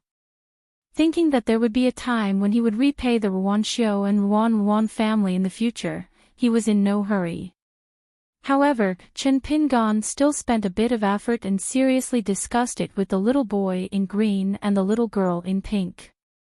Only when he felt that there wasn't much of a problem did he make up his mind to trouble Wei Ba again and have this Beiyue god hire 2 exquisite pastry chefs. After he left Longquan County, he would invite them to the New Year's shop in Riding Dragon Alley to solicit business. Finally, he had the 2 little fellows inform Miss Wan Xiu that in the future, if they wanted to eat the pastries from his shop, they would all be free of charge. As for the trip south, the little boy in green and the girl in pink both wanted to follow. One was afraid that without Chen Pingon's protection, someone's head would explode with a single punch tomorrow. The next time Chen Pingon returned to his hometown, they would have to go to his grave and burn incense for him. The other was the imperial river water snake, who had already broken through a realm. If I, Wei Pai, was still the lord of the land of Qidun Mountain, it would be difficult to talk to them. Of course, it's ultimately a good thing that they can be so harmonious. Chen Pingon silently remembered it in his heart. At the edge of the ferry at Wudong Mountain, there was a high platform that had just been built. It was made of pure white jade. Dozens of qi cultivators in different attire had already gathered there. There were also some women and children in bright attire. The latter should be the celestial forces that had bought the mountain and came to observe. Now, they were about to return home. When 2 groups of people saw Wei Pai and Chen Pingon, they took the initiative to greet them warmly. Wei Pai was very familiar with everyone's name and family. He treated them well and made them feel as if they were bathing in the spring breeze. Chen Pingon didn't deliberately say anything. He just took in everything and felt some envy and admiration in his heart. This kind of amiable conversation with others was definitely not something that could be explained by Wei Pai saying that he was the mountain god of the northern mountains. Regarding Chen Pingon's trip to the south, Wei Pai used a casual tone to skim over it. He said that Chen Pingon had a relative in the south and that he was going to visit a few friends at the same time. For example, He Xiaoyang of the Shinho sect of the Southern Stream Kingdom and Lu Baqiao of the Wind and Thunder Garden. When Chen Pingon heard this, he broke out in cold sweat.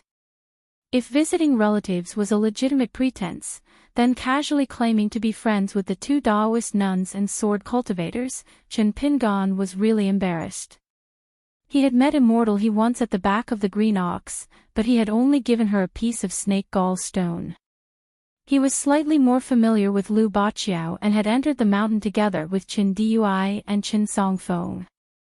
Lu Baqiao's personality was very extroverted and he liked to call people brothers. But in reality, the 2 of them were not even close.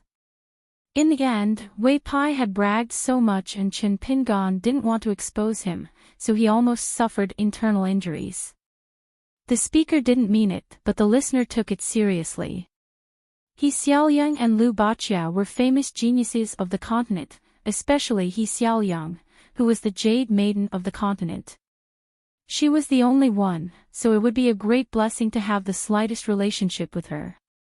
Up and down the mountain, who dared not to give face to a friend of the God Grandeur sect? Moreover, there was also Lu Baqiao from the Wind and Thunder Garden. Therefore, those people who couldn't be underestimated even if they were in their own country became more and more enthusiastic towards the ordinary-looking young man with a sword on his back. Some people even took the initiative to hand over their beautifully made name cards. Chen Pingon was so embarrassed that he wanted to dig a hole and hide in it. Wei Bian was happy to see this. His smile was profound and unfathomable. 206, 20,000-word chapter. The early bird gets the worm, the horse gets the fat without the night grass. Although the director said so, the poor young Taoist who woke up early in the morning and worked in the dark, even if the fortune-telling stall opened earlier than the stall next door and closed later, there was still nothing to eat, let alone get fat. This was because the people in the small town now believed that the old Taoist with the fishtail crown was the real immortal. His fortune-telling was accurate, and he would not come to eat and drink whenever he had the chance. Moreover, no matter who came to ask for a fortune, whether it was a young girl or a beautiful woman, the old Taoist master never looked sideways and was full of righteousness. He would not be like a certain person, who always thought of ways to cheat the children of pastries to eat. When doing business, the most terrible thing was to compare goods. Therefore, the young Taoist master had experienced the fickleness of human nature recently. Not to mention getting rich, he reckoned that he would not be able to eat. Even the young girls who used to get along well with him not only did not read his palm, but also pretended not to know him every time they passed by the stall. The young Taoist master could only comfort himself. These cute young girls with the fragrance of the countryside, even if they were very distant to him on the surface, it was only because they were shy and embarrassed to greet him. In fact, they were full of love. Otherwise, every time they passed by, they would wear beautiful new clothes. The young Taoist master did not want to let down these young girls' feelings every time. With his sharp eyes, he would always praise them by their names, saying that today's hairpins were so beautiful, and the clothes were so fitting. Most of the young girls' footsteps were a little flustered and they walked away quickly. As for some bold women, they would either throw a flirtatious glance back or scold him. It was a pity that no one cared about the business of the fortune-telling stall. This made the young Taoist a little sad.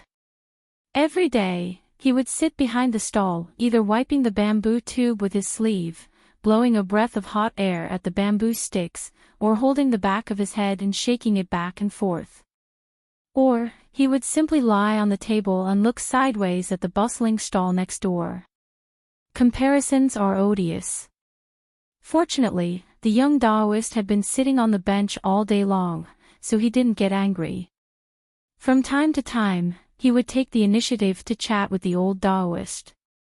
This made the old Taoist, who was wondering if he should change to a place with good feng shui, feel a little relieved. In the end, even the old Taoist felt a little sorry for such a simple-minded junior. Thinking that this trip to the small town was quite fruitful, which was almost enough to cover half a year's expenses, he wanted to give a few words of advice. When there was no business coming to him, he waved his hand and asked the lotus-crowned Taoist to sit over. The young Taoist ran over and sat on the bench, his face full of enthusiasm and anticipation. "Old immortal, what can you teach me? Do you have any plans to impart to me?" The old Taoist picked up the small teapot beside him and drank a mouthful of herbal tea. He sighed and went straight to the point. "Have you just entered the business not long ago?"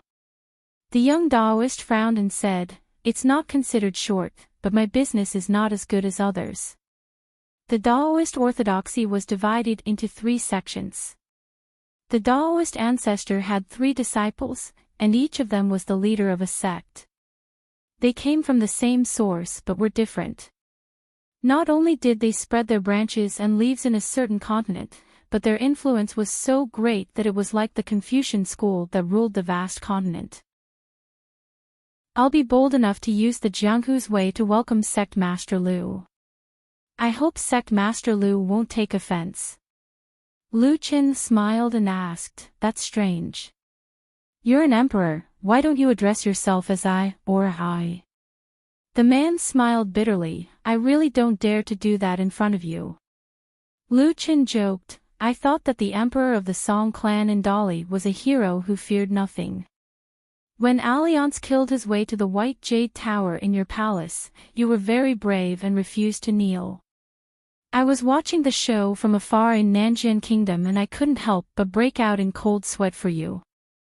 Emperor Dali said self-deprecatingly, "If I kneel, the spirit accumulated by the ancestors of the Song clan will all collapse. How can I kneel? That's why I can't kneel even if I die." Lu Qin nodded his head, then suddenly smiled and said, "Are you here to wag your tail and beg for mercy because of the White Jade Tower, or are you here to denounce the sorcerers of Lu clan for tricking you?" Emperor Dali smiled, "Of course not. One is unwilling and the other is cowardly. I need to show up in person to confer the title of Northern Peak to Dolly. Actually, on the way here, Su Roa of the Mo clan did not hesitate to send me a message through her natal flying sword, advising me not to appear in front of the sect master. Imperial Tutor had similar thoughts. Both of them were very direct and did not hold back. Especially our Dolly Imperial Tutor, he knew my temper best and was afraid that I would offend the sect master. Lu Qin casually sized up the terminally ill Emperor Dolly and said, "I'm very curious about one thing. Alliance's punch broke your longevity bridge. Not only did he help you escape the fate of being a puppet, but he also left you with a short life. Are you grateful or resentful?" Emperor Dolly said frankly, "Both. It's hard to say whether I'm grateful or resentful. In the vast world, there have been rules since ancient times to restrict the rulers. Qi cultivators of the middle 5 realms are not allowed to be the ruler of a country. Qi cultivators of the lower 5 realms are not allowed to sit on the dragon throne for more than 60 years. In addition, the people of the Emperor are indeed congenitally unsuitable for cultivation. That's why I couldn't resist the temptation and was bewitched by Mr. Liu, who helped to build the White Jade Tower. I took an unorthodox shortcut and secretly cultivated to the 10th realm. In fact, it was a big mistake. It was because I wanted so badly to hear Dolly's horse galloping at the coast of the South Sea outside Old Dragon City. At this point, Emperor Dolly was full of vigor, like an old patient who was on his deathbed. If such a day really comes, I believe it will be louder than the spring thunder in the sky. Lu Chen was non-committal. It's not easy for you to clean up your house in such a short time and have the courage to reject the Lu clan of the Central Divine Continent. Of course, this has a lot to do with the fact that the main branch of the Mo clan suddenly chose the Dolly dynasty. But no matter what, your position as an emperor is full of ups and downs. Emperor Dolly was not surprised. Although immortals had to abide by the complicated rules set by the Sage of Rites when they came down, the young and handsome Taoist in front of him was not an ordinary Taoist.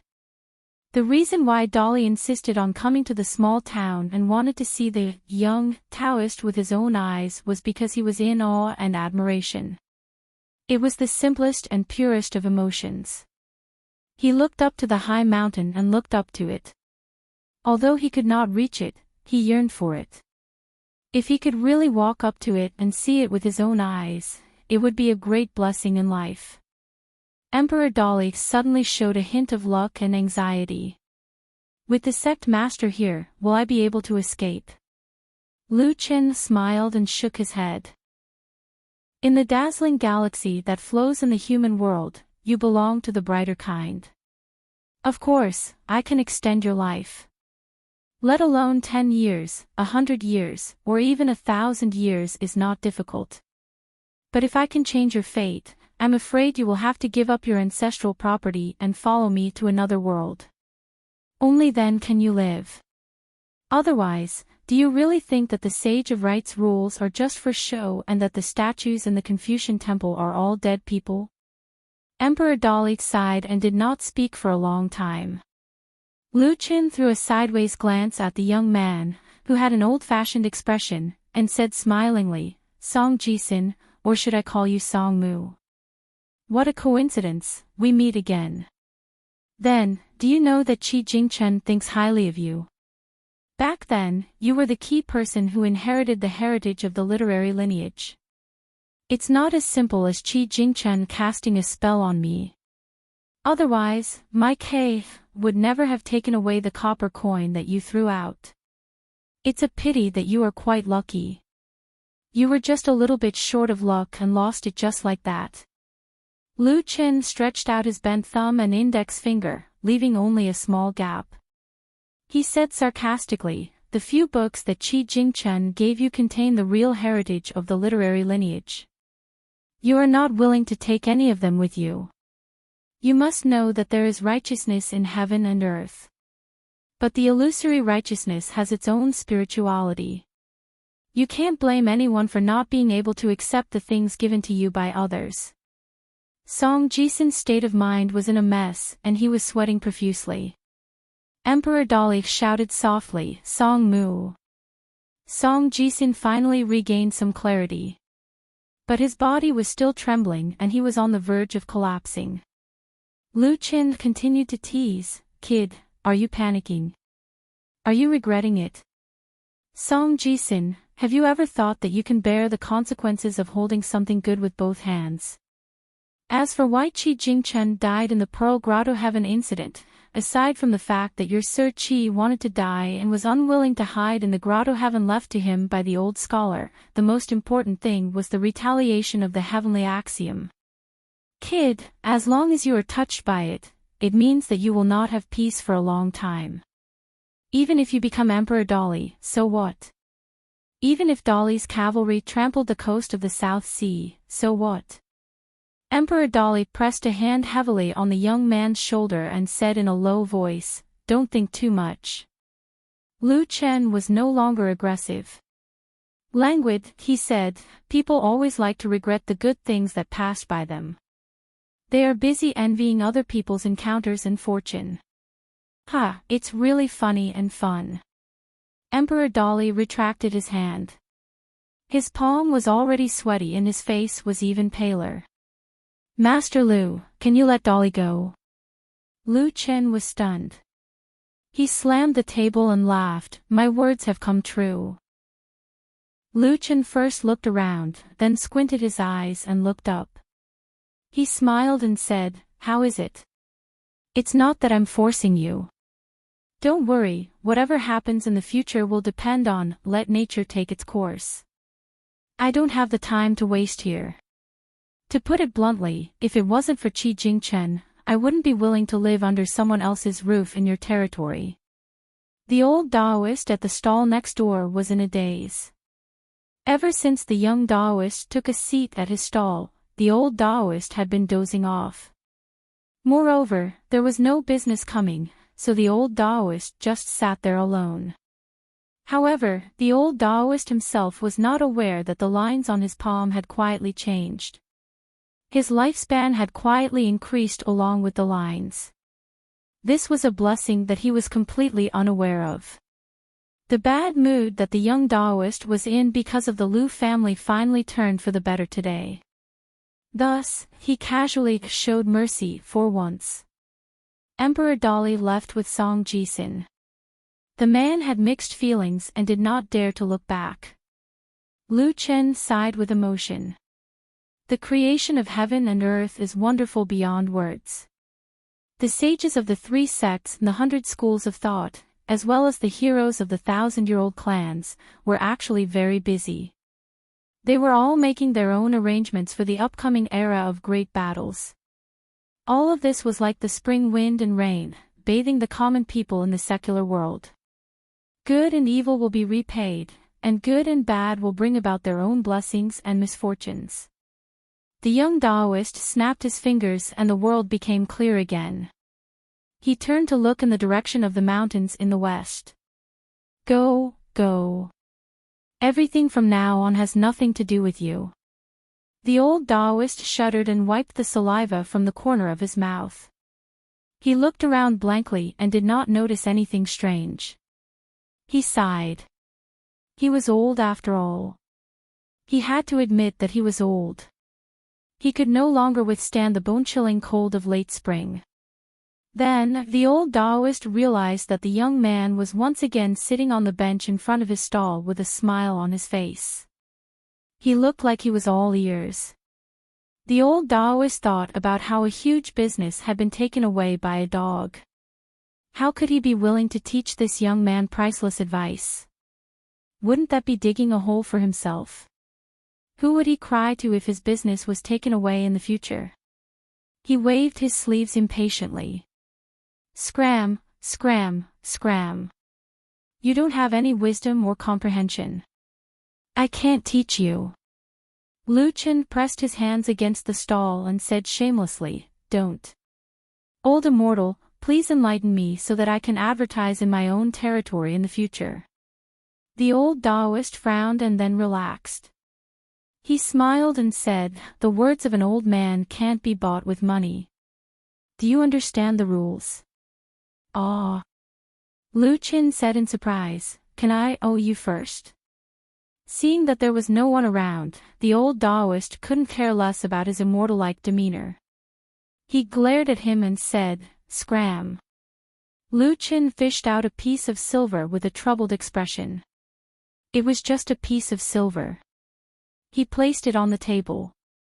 "Old immortal, you're really not a deity. Why do you still have the stench of money?" The old Taoist grabbed it and kept it in his sleeves. He coughed and began to talk about his experiences in the martial world. He only talked about the superficial things.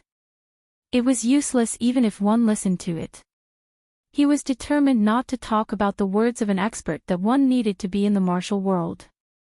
However, the young man sitting across the table didn't seem to understand at all. He listened to the old Taoist's boastful talk and was surprised. His face was full of respect as he deeply agreed with the old Taoist. From time to time, the young Taoist would suddenly slap his thigh and act like he had learned a lot. This scared the old Taoist quite a bit.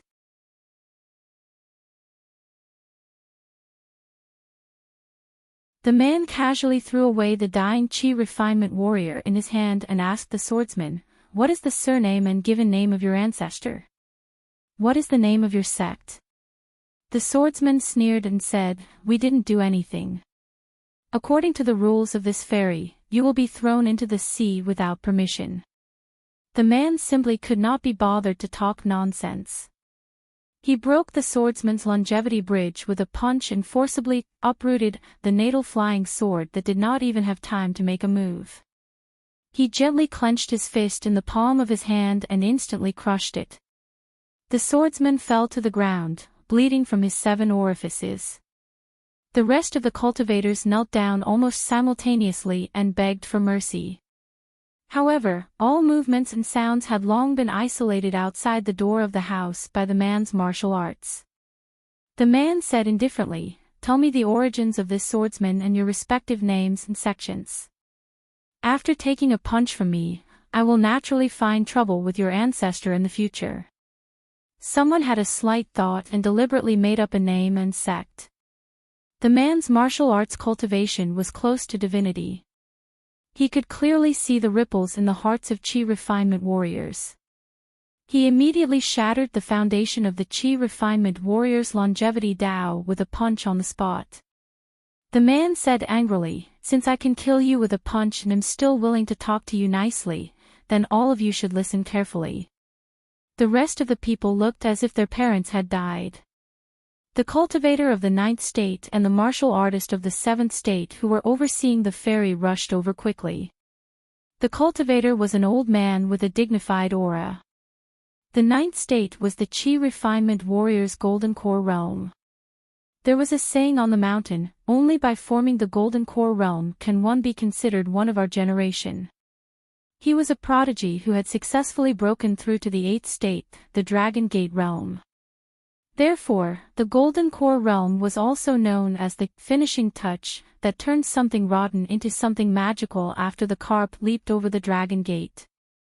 The entire sea of Qi condensed into a golden core that revolved around the various parts of the Qi refinement warrior's body. The concept of forming the golden core differed between cultivators. Some genius cultivators had a majestic aura when they formed the golden core, even causing a phenomenon in the world. The size of the Golden Core realm cultivators' Golden Core rooms differed greatly. The quality of the rooms also differed greatly. However, there were also special situations such as big but empty and small but wonderful. The will of the heavens was unpredictable, nothing more than this. The pure martial artist of the 7th state was a burly old man who was 8 feet tall. He had a large saber hanging from his waist. The old cultivator of the Golden Core realm was enraged when he saw the miserable state of the corridor. When she made that provocative move towards Dolly Imperial Tutor at Cliff Academy, it was not that the girl did not know the immensity of heaven and earth. It was precisely because the girl knew the immensity of heaven and earth the most. In the room next to the girl's room, the woman was also a big-hearted person. After the matter was over, she immediately did not feel wronged. She ate and slept as usual. Right now, she was already snoring loudly. Lier lay next to her. Listening to the woman's thunderous snoring, he gently held her hand. The man slowly closed his eyes. He never said any sweet words. He also could not say those words. Fortunately, his wife did not like to hear those words. His wife was good, his son was good, his daughter was good, but as a father, he was not good. The man closed his eyes and smiled, secretly happy. The Book Lake was known for its abundant spiritual energy. The lake had thousands of miles of blue waves and beautiful scenery. There were more than 1,000 islands scattered around the lake. About half of them were occupied or rented by tea cultivators of different ranks. The largest island, Verdant Canyon Island, was the residence of Liu Jimao, the immortal of the river Severing. Liu Jimao cultivated an unorthodox Tao. Although his title of immortal was not officially bestowed by the dynasty and was only flattered by his friends on the mountain, Liu Jimao's Tao was profound and had already been proven in numerous battles of life and death. Because Liu Jimao's reputation was terrible, the so-called friends in the Tao could only be considered as casual acquaintances. The disciples in the sect were mixed with good and bad. There were no young talents who could shoulder the burden. However, Liu Jimao was still able to occupy the Verdant Canyon Island of the Book Lake. It could be said that he stood tall in the eyes of tigers and wolves with his own strength. After Liu Jimao's trip to the north, he was proud of his success. This was because he had brought back a little guy who was declared to be his last disciple. He was just a kid with a strong head and a strong head. At first, everyone thought that he was a little country bumpkin who had gotten lucky. The kid also laughed and laughed, as if he was completely unaware of those disdainful and gloomy gazes. Especially Liu Jimao's first disciple, who disliked the last disciple of his master the most. Later, after spending a long time with the kid in the Verdant Canyon Island, he knew that the kid was a little bad guy. Not only was he good at pretending to be stupid at a young age, but he was also very vengeful, quite like his master Liu Jimao. He proved the old saying that if the upper beam is not straight, the lower beam will be crooked. At the end of last year, a big disaster happened on the Verdant Canyon Island that shocked the whole Book Lake, and this kid was one of the culprits. Although Liu Jimao was the dominant force on the Verdant Gorge Island, there were also a few small sects that were affiliated with him.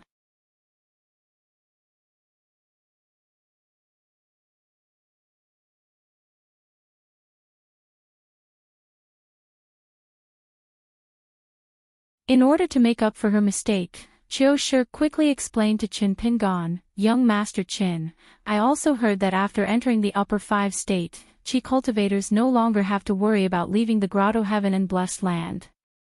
The filthy Qi in the heaven and earth would corrode their bodies like rivers flowing backwards.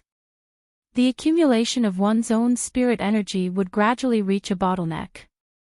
Therefore, there is not much difference between cultivating in the mountains and cultivating in the mountains. It is far more flexible and casual compared to the immovable state of the 10th state Yuanian cultivators." At this point, Qiu Shi's eyes were filled with infatuation as she said, "All the female Qi cultivators in the world dream of entering this state. As long as they reach the 11th state, they will have a chance to change, or rather, beautify their original appearance. Moreover, it is guaranteed that they will not have bad luck. Therefore, many women who were originally at the 10th state, even if they were white-haired old women, can return to their youth. Moreover, they will retain their youth and their appearance will not change even in death." Chen Pingan asked curiously, "Why is it taboo for the commoners to disfigure one's appearance, but the pure jade state can guarantee that one will not have bad luck?"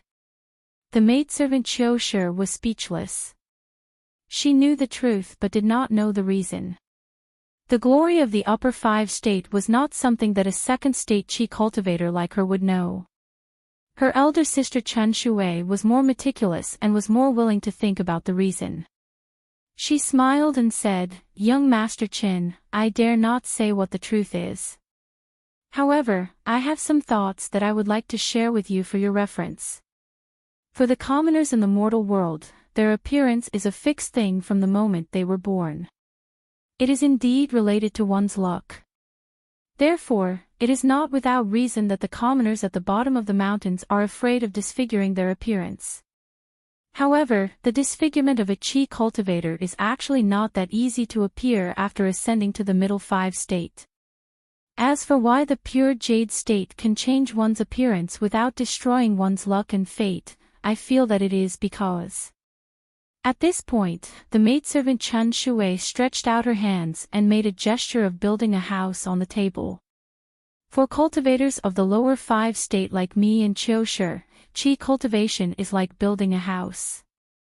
There are only one or two pillars and everything is just beginning. If one's appearance is disfigured, it is equivalent to breaking a pillar. There is even a possibility of the house collapsing. Then, Chen Shui made a gesture of waves. However, the immortals of the middle five state and upper five state have already built a sturdy house. It is even a building complex that is similar to a palace in the mortal world. If one's appearance is disfigured, even if a few pillars of the house are broken, it would not have much of an impact.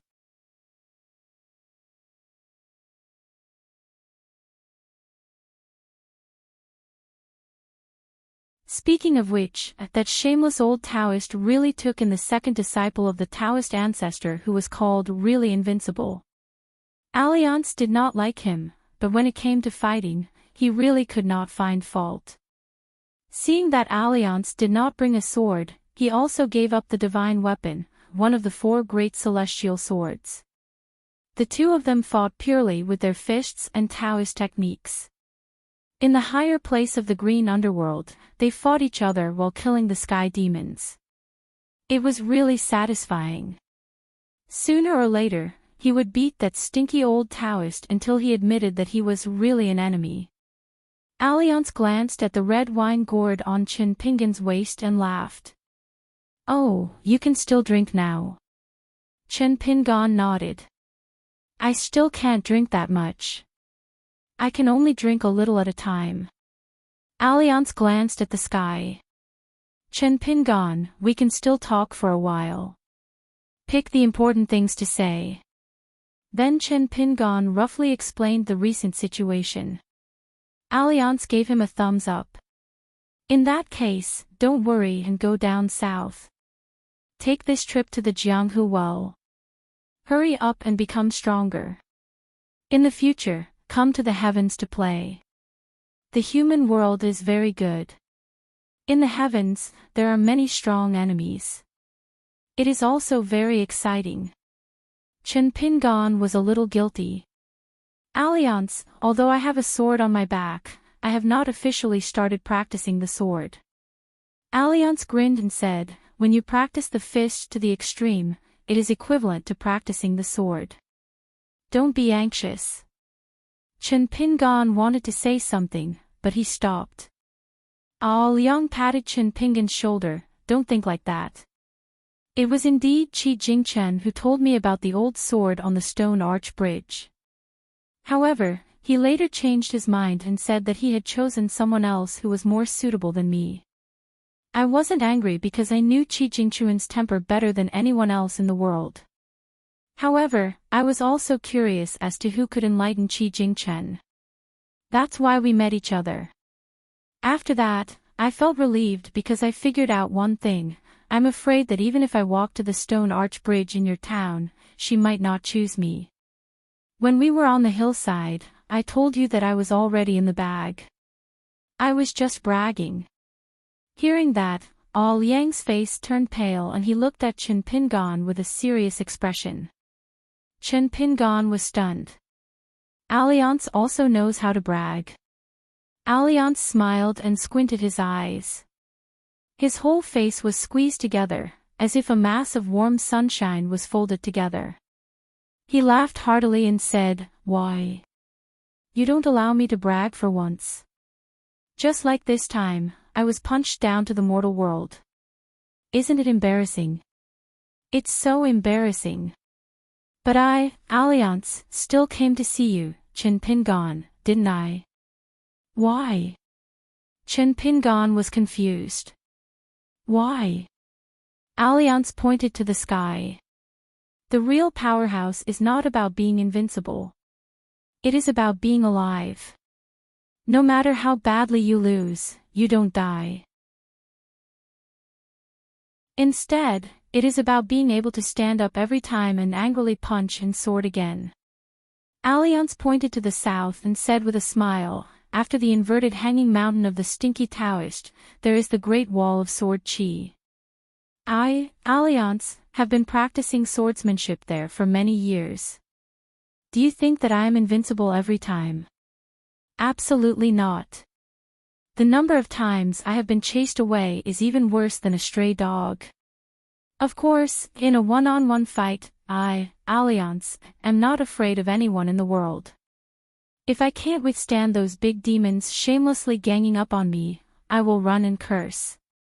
After I have escaped with great difficulty, I will secretly kill my way back, take the head, and leave. I will throw the big demon's head in front of those little bastards at the Great Wall of Sword Chi.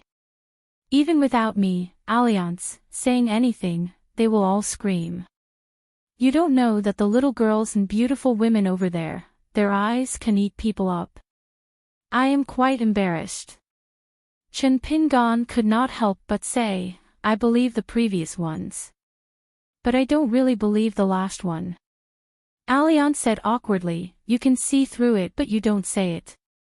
For a moment, there was silence. Alliance raised his head and looked at the big hole in the sky in the west. It was slowly closing. Chen Pingon suddenly asked loudly, "Alliance, do you want a drink?" Alliance was stunned. He laughed and said, "I will owe it to you first. Then let's leave it at that. When you reach the Great Wall of Sword Chi one day, if there is a bastard who uses this embarrassing incident to laugh at me, remember to tell him that Alliance guarantees that he will soon punch that Taoist's second brother into the heavenly firmament." Alliance shouted softly, "Let's go." The Kuan ship shook violently. It slowly sank for hundreds of feet before it finally stopped its downward momentum. There was a rumbling sound in the sky. Then, that streak of rainbow light rose to the top of the Kuan ship where the Chi refinement warriors could not see it. There was an even more shocking explosion that caused the hundreds of miles of cloud sea to shatter. Alliance disappeared completely just like that. In the next moment, he appeared in the sky above the Aquarius continent and the Central Plains. There was another loud sound. He flew past the East Sea of the Central Plains, as well as the towering Sway Mountain. A god in golden armor who was sitting cross-legged in the void opened his eyes. He also passed by the White Emperor City amidst the colorful clouds outside the small grotto heaven of the Yellow River. There was a big fiend who stood on the city wall and looked at the figure that flashed past. This repeated again and again. Under the hole in the sky, he rose rapidly. At the moment before the sky closed, Alliance went back and forth and broke through the sky. Chen Pingon stood on the observation deck and was unwilling to move for a long time. It was hard to say whether Alliance was invincible or not. He was really cool.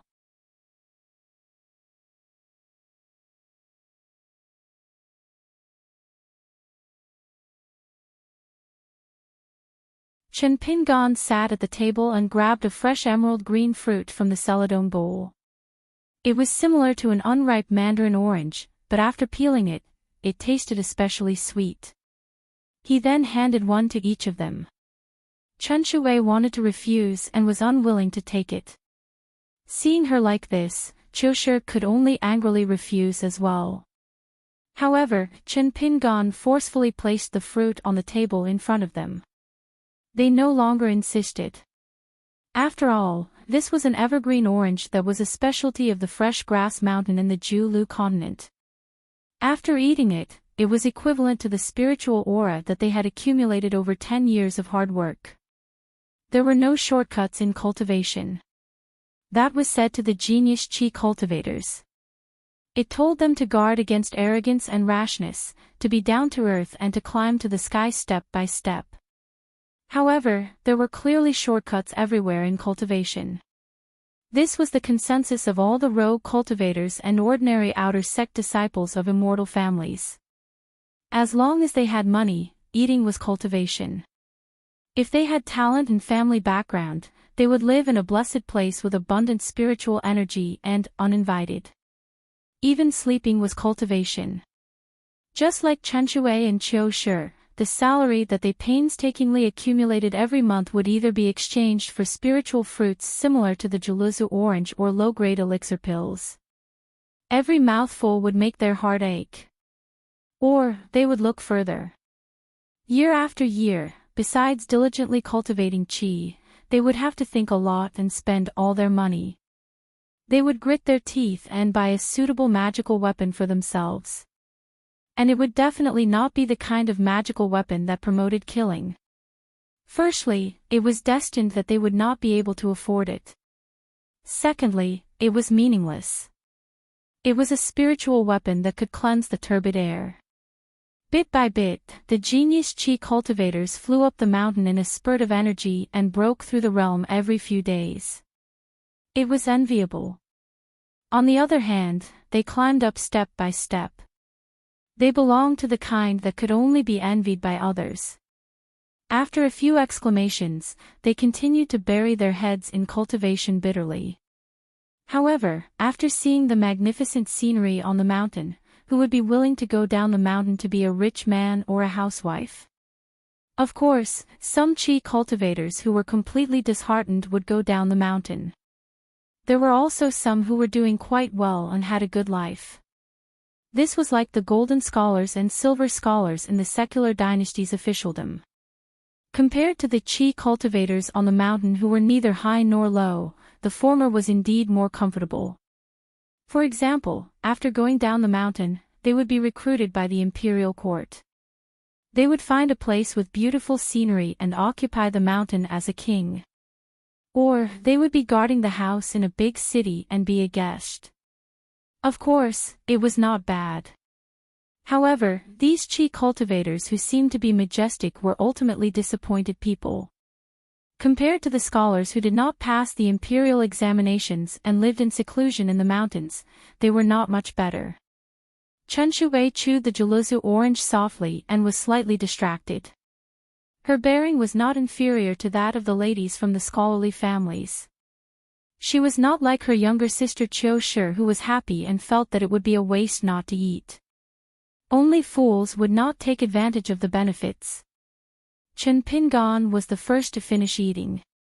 He noticed that Qiu Shi was staring at the orange peel on the table. He asked, "Orange peel is still useful?" Qiu Shi answered casually, "Young Master Qin, when you are cooking, tear a few pieces of orange peel and throw them in. It smells really good." Chen Pingan's eyes lit up. He thought to himself, "I like this."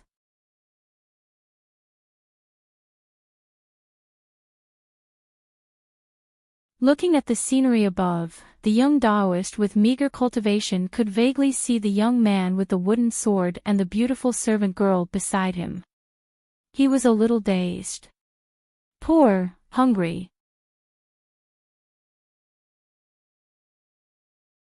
210. Chen Pingan had the title of a distinguished guest, but he was not a noble or delicate person. Therefore, he did not need the two maidservants to serve him. Qiu Shi put her mind outside and was like a well-informed messenger every day. She talked about the interesting things that happened on the Kuan ship recently. As for whether Chen Pingan liked to listen to her, she did not care. Anyway, this shabby young man from Dali was easy to talk to. The young girl chattered non-stop. She said that there was someone at the gambling house who gambled on stones and won a rare jade that contained a rare chalcedony. After it was cut out, it shone brightly and was worth at least 30,000 snowflake jades. He was rich. At pockmarked Lou's weapon shop, there were two groups of rich people who were willing to spend a lot of money. They took a fancy to the same spiritual weapon. Because they were angry, they competed and the price kept rising. In the end, there was a guy who boarded the ship from Dolly's Wudong Mountain Ferry. He was even more extravagant. A sky piercer that was originally priced at 8,000 snowflake jades cost almost 20,000 snowflake jades. This made the young girl envious and distressed. Who would spend money so extravagantly? Did he really think that money came from the wind? There was also someone who was drunk at Apricot Blossom Lane. He cried loudly and shouted the name of a lady at the top of his lungs. He made a lot of noise in the nearby customers. In the end, he was dragged away by the manager of Apricot Blossom Lane and was given a solid beating. In the end, he went there again the next day. He did not dare to make a fuss. He just squatted on the street outside Apricot Blossom Lane and ate a dry biscuit. He looked at the pavilion of the lady he liked with snot and tears. It was a young cultivator of the fourth realm. It turned out that he spent a lot of money and took a fancy to a beautiful lady who was like a white lotus flower. For the past 2 months, he spent his time with her. This was nothing. It was rumored that the cultivator was infatuated and had not touched the lady's hand until now. He was really a gentleman. When Qiushi talked about this, she talked non-stop and exaggerated. She was more interesting than a storyteller. However, Chen Pingan only heard about it and did not care. Chen Pingan's interest was not on the boat but on the ground. One day, in the twilight, in addition to the fact that the Kuan ship had encountered a strong gale and had to lower the altitude of the ship, Chen Pingan discovered that on a piece of land, there was a blazing fire and smoke rising from all directions. Pillars of smoke floated in the air like saplings in a field, twisting and turning. Chen Shui knew a lot of inside information about the Aquarius continent. She had looked at the geographical map in the study room and quickly got the answer. It was a bloody battle that involved the fate of both countries. The two dynasties that had been at odds with each other for generations, after a long war that lasted for hundreds of years, finally staked everything on one throw. They mobilized the entire power of the country and a large number of Qi refinement warriors. After this battle, both sides would definitely suffer heavy losses. As a result, in the entire northern region of the Aquarius continent with Lakeview Academy as the boundary, apart from the Great Sui Kingdom's Gao family, there were fewer and fewer dynasties that could go up against the Song clan. Chen Shui looked at the land that was in misery and suffering and sighed softly. If the battle was tragic, there might be another ancient battlefield in the Aquarius continent. After a few decades, when the atmosphere stabilizes, there should be sages from the Martial Mountain or the Wind Snow Temple guarding it. It would become a brand new military territory. Chen Pingan looked at the ground that lit up from time to time.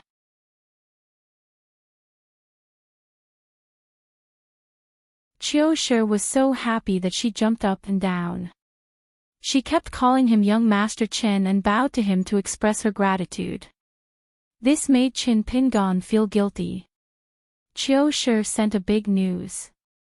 Tonight, at the bow of the Kuan boat, there would be a flower and bird banner that had been passed down for generations. It would allow one to see the scene from 10,000 miles away. Chen Pingan was not too surprised about this because on that snowy night, the green-clothed little boy had brought out a bowl of water. In the water screen, he could clearly see Fairy Su Jia's figure riding on her sword. Chen Pingan did not go to broaden his horizons. He had no choice. Because the people and things that the flower and bird banner was going to show were all related to Chen Pingan. Jingyang Mountain and Wind Thunder Garden were going to have a life and death battle. This news came suddenly without any warning, causing the entire Aquarius continent to be caught off guard. And even if it was just a few words that spread to the north and south of the continent, it was enough to send chills down people's spines. The two Aquarius continents' top sword cultivator sects, 3 generations of sword cultivators, each sent out a person to fight. For the younger generation, there would only be victory and defeat, not life and death. For the middle generation, there would be victory and defeat, and also life and death. Everything depended on the intentions of the two sides. But who did not know that in Aquarius continent, once the two sects met outside the mountain gate, there would be a possibility of them fighting to the death. At this crucial moment that involved the honor of the mountain gate, with Xingyang Mountain and Wind Thunder Garden's temperament, they would most likely fight to the death. And the two oldest ancestors of the two sects would only fight to the death. Killing intent sword. It was as though before the sword was drawn, the spectators could already smell the thick stench of blood. And Xingyang Mountain's younger generation sword cultivator was Fairy Su Jia, a cultivation genius who possessed a high-grade blade-strengthening gourd. On the Wind Thunder Garden side, there was a direct disciple of the Garden Lord. He was not famous, and could be said to be a nobody. He was not even as famous as his junior brother Liu Baqiao. But how could Wind Thunder Garden treat this battle as a game? Chen Pingan led them downstairs to the bow of the ferry. The long painting of flowers and birds passed down by the ancestors of Daojiao Mountain had various vivid and lifelike colored birds flying around on the painting. They would even let out a variety of clear and ethereal sounds. When the painting was fully stretched out and hung high above the bow of the ferry, it was 50 to 60 feet long and 20 feet wide. It looked extremely huge up close. But if one stayed in a room in a tall building and looked at it from afar, even though there were many Qi refinement warriors on the ferry, they would still be able to see it clearly and would still feel unsatisfied. Moreover, the sword of a sword cultivator was as fast as thunder, as subtle as hair, and as powerful as thunder. The subtle will and qi contained in swordsmanship was fleeting. Of course, it was best to observe it from a close distance. Therefore, the seats were divided into 3 classes. In the first row of seats, not only were there fruits and snacks prepared, but there were also beautiful maidservants whom the fairy had spent a lot of money to train and nurture, as well as a few popular courtesans of Apricot Blossom Lane. As for whether the 3 groups of people were willing to accept the kindness, it was hard to say. After that, there were guests like Chen Pingan who stayed in the sky room. If he was in a good mood, he could bring along the maidservants in the room. Naturally, there was no problem for him to go alone. As they were not allowed to use spells and supernatural powers without permission, and it was too unreasonable to be suspended in the air. Everyone wanted to occupy a higher vantage point, and it would be more chaotic. They might even cause trouble. Therefore, the fairy strictly forbade the guests from flying in the air. There was no room for discussion. Therefore, most of the people carried chairs and stools. In fact, it was no different from the people in the market who came to watch the temple fair. Chen Shui and Qiu Shi were young, but they were familiar with this. With the help of the consul, they reached their seats without any obstructions. The seats were excellent. This caused the young man in straw sandals to attract a lot of curious gazes. Could it be that he was a direct descendant of a rich family with a bad temper and liked to pretend to be poor? Otherwise, if he wore a pair of straw sandals, were he going to do weeds or plant rice in the fields? There were 3 red sandalwood chairs, and between the chairs was a table. On the table was a small plate of tea called bitter sparrow tongue. It was a famous specialty of the Jiulu continent. There was no need to boil the tea with spring water, and the tea leaves could be chewed raw. When it entered the mouth, it was slightly astringent and gradually became bitter. After about half an hour, it changed completely. It was sweet and clear, and far surpassed the tea. Therefore, it was jokingly called half an incense tea. The curtains of the battle had not been drawn, and the 3 of them had nothing to do. Thus, Chen Shui explained to Qin Pingan, who was chewing the tea leaves. It turned out that this tea could clear the liver and improve the eyesight. It was the favorite of the rich families in the 3 continents. Scholars who did not lack money liked to gift this kind of spiritual tea to each other. Therefore, in some dynasties and countries that worshipped tea, this tea promoted a trend of elegant bribery. It was not just a few tales of bitter sparrow tongue, but a big box of gifts. When officials were demoted or friends sent off, they would sell everything they had to gather some bitter sparrow tongue. It was a beautiful meaning of, after suffering comes happiness. Other than that, there were all kinds of exquisite pastries and spiritual fruits. The price was not cheap, but compared to the bitter sparrow tongue, which was hard to get. The connection between the top and bottom of the mountain was much closer than Qin Pingan had imagined. There might be a natural chasm between the two, but there were bridges built on top of it. All kinds of gifts demanded reciprocation, and among them were huge profits. Qin Pingan listened attentively to Chen Shui's words while observing his surroundings quietly. The most important thing was that the 3 groups of guests in front of him were, without a doubt, the rich immortals on the mountain. The ferry came from the Julu continent. Although there was a possibility of traveling back and forth business, most of them were natives of the Julu continent. This was because almost all the children were the same. It was just that their long swords were replaced with short swords. However, regardless of whether it was a woman or a child, as long as it was a sword, it was not flashy. There were almost no superfluous decorations. The scabbard was not inlaid with rare treasures, and there was no gorgeous sword tassel. In front of Qin Pingan was a big family. An extremely tall woman sat on the main seat. Her cheekbones were high, and she was definitely not a beauty. However, she had a domineering aura. She habitually pursed her lips and liked to squint her eyes when she looked at people. Beside her was a courteous and elegant man who ran errands. He had a dignified appearance, and his face was like jade. However, as long as he spoke to the woman, his face would be full of smiles and his back would be bent. He did not look like the head of the family. If it were not for the fact that the seat under his buttocks could not be deceived, he would look more like a playboy secretly kept by a licentious lady. In his arms was a child of 4 or 5 years old. His appearance was like that of a man, and he was very likable. However, his bearing was completely like that of the woman, which was not so cute. There was an old woman with white hair and wrinkled skin. She was the family's teaching nanny. Beside her was a pretty maid. Her temperament was exactly the same as the old woman's, very cold. There was also a tall and muscular middle-aged man who sat on the chair to the left of the woman. Occasionally, he would turn his head and look at the courteous man. A hint of sarcasm seeped out from the corner of his mouth. If he looked at him, not only would the man not hide his contempt, he would openly pull the corner of his mouth open. As for the man who was the head of the family, he actually took the initiative to nod his head and smile.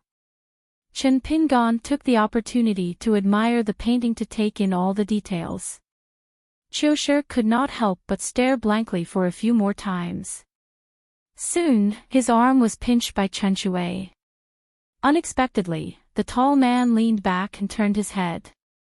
He grinned, revealing a mouthful of white teeth. Qiushi was so scared that he quickly lowered his head and did not even dare to breathe. After the man turned his head back, Chen Shui was so angry that she stepped on Qiushi's foot. The latter was in so much pain that he drew in a breath of cold air. He looked at his sister with a face full of resentment. On the far left, an old man in a scholarly robe sat alone. He wore an old mink hat on his head. He took off his boots and sat cross-legged on the wide chair. It was somewhat comical. On the right, there were 2 young sword cultivators, one male and one female. They did not look very old. They were in their early 20s. As for their real age, it was hard to tell. The young man held his sword horizontally across his knees and gently patted the scabbard. Other than the long sword hanging from the woman's waist, there was no pearl hairpin in her hair bun. It was actually a small sword without an edge. It was just that the small sword's hilt hung a snow-white bead the size of a soybean. It was shining brightly and righteously. Wasn't this clearly announcing to the world that he had a unique treasure on him? Perhaps this was the boldness of a skilled person. Chen Pingan could only explain it in this way. In short, none of the three groups of people who occupied the best positions at the front looked like they were to be trifled with. Chen Pingan took a deep breath and held his breath. He stared at the picture scroll without blinking. Xingyang Mountain, mountain-moving ape guardian. One of his enemies. And it was the kind of enemy that he had to take revenge on. Wind Thunder Garden's Lu Baqiao could be considered an old acquaintance. He seemed to have fallen in love with Xingyang Mountain's fairy, Su Jia. At that time, Miss Ning even asked a question that made Lu Baqiao very embarrassed. Chen Pingan sat on the chair and suddenly thought of something. He asked Chen Shui and Qiushi to eat the bitter sparrow-tongue tea leaves. But this time, even Qiushi shook his head vigorously. Chen Shui secretly pointed at the Kun ship's deacon who was standing at the periphery in front. Chen Pingan understood and asked, "Can I take some back? Or can I only sit here and eat the tea?" Chen Shui blushed and said timidly, "Young master, you can take it away, but it seems that no one has done so before." Chen Pingan grinned and generously grabbed a few grams of tea leaves and put them into his sleeve pocket. He slightly emphasized his voice, "Such good tea leaves. In the future, when I return to my room, I will chew it carefully and eat it properly." Chen Pingan quietly waited for the arrival of the great battle. But at this moment, in his heart lake, there was a soft voice that he was not familiar with. It called out to him, "Chen Pingan." Chen Pingan subconsciously wanted to look around, but he quickly restrained this impulse. With his excellent memory, he quickly thought of a person. Back then, when he saw her for the first time at the back of the green ox in his hometown, Chen Pingan felt that she and a companion beside her were like a pair of immortals who walked out of a painting together. They were a perfect match. She should be called He Xiaoliang. It was said that she was a famous Taoist fairy in the Divine Grandeur sect. She was also the fairy that the little boy in green admired the most. He liked her even more than Su Jia. He once said that if he had the chance to touch He Xiaoliang's hand, he would not hesitate to shorten his life by 100 years. The voice continued to softly sound in Chen Pingan's heart, "Can you come back now? I have something to discuss with you. Usually, there are many people around, so I can only take this opportunity to talk to you." Chen Pingan weighed the pros and cons. He glanced at the red wine gourd at his waist and said in his heart, "Okay." Chen Pingan got up and told Chen Shui that he had to go back to his room. He would be back soon. Chen Shui wanted to help lead the way, but Chen Pingan smiled and said that it was not necessary. It was such a short distance, how could he go wrong? Chen Pingan took the key from her and silently left the crowd. There was a sea of people on the benches and chairs. At the end, there was a down-and-out Taoist priest with a peach-wood sword on his back. He really did not have the strength to fight for the territory. Moreover, he had a shy character that stood aloof from worldly affairs. He stood at the end of the crowd and was helpless. He also held a stool in his hand, but he found that the long benches and chairs were full of spectators. They can easily recognize you because you are sisters and look very similar.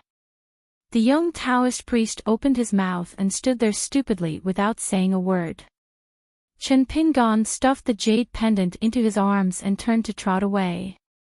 He turned his head and said with a smile, "Remember to return it to me after you sit down over there." Chen Pingan thought as he ran. This young Taoist priest was too stubborn. He just couldn't see the picture of flowers and birds clearly. Why was he so sad? Chen Pingan, who happened to pass by earlier, was stunned. A big man like him actually wiped his tears. Could it be that he was like Lu Baqiao and the little boy in green, also an admirer of Fairy Su Jia? But these were not the real reasons why Chen Pingan handed over the jade pendant. Chen Pingan only remembered when he was 5 years old. On that winter evening, he walked over and over again in the clay bottle alley where the doors of every house were closed. He also secretly cried. Anyway, everyone was on the ferry. This Taoist priest who looked poorer than him could not run away. Moreover, even if he really lost a jade pendant, he could temporarily put it on Wei Pai's account. He could return the money to Wei Pai next time. He believed that Taoist priest Ji Shan would not mind giving him a little more since he had already done him a big favor. In the worst case, he, Chen Pingan, had money in that 15 square inch object. In the study of Chen Pingan's temporary residence, there was a young female Taoist priest in a loose Taoist robe. She sat behind the table and gently turned the pages of paper full of regular script. Her face was extremely beautiful. The Taoist priest held her cheek with one hand and turned the paper with the other hand. Her posture was languid. At this time, the woman might be the one who moved Wei Jin of the Wind Snow Temple the most. She could make the youngest sword immortal in the Aquarius continent drink a pot of good wine and a pot of strong wine, but he still could not get rid of his sorrow. He drowned his sorrows with wine and became more sorrowful. He was a sword immortal who had traveled all over Jianghu and seen all the mountains and rivers.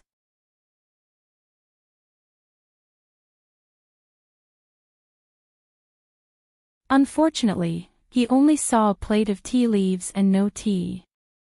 He was too embarrassed to ask for tea, so he could only hold it in.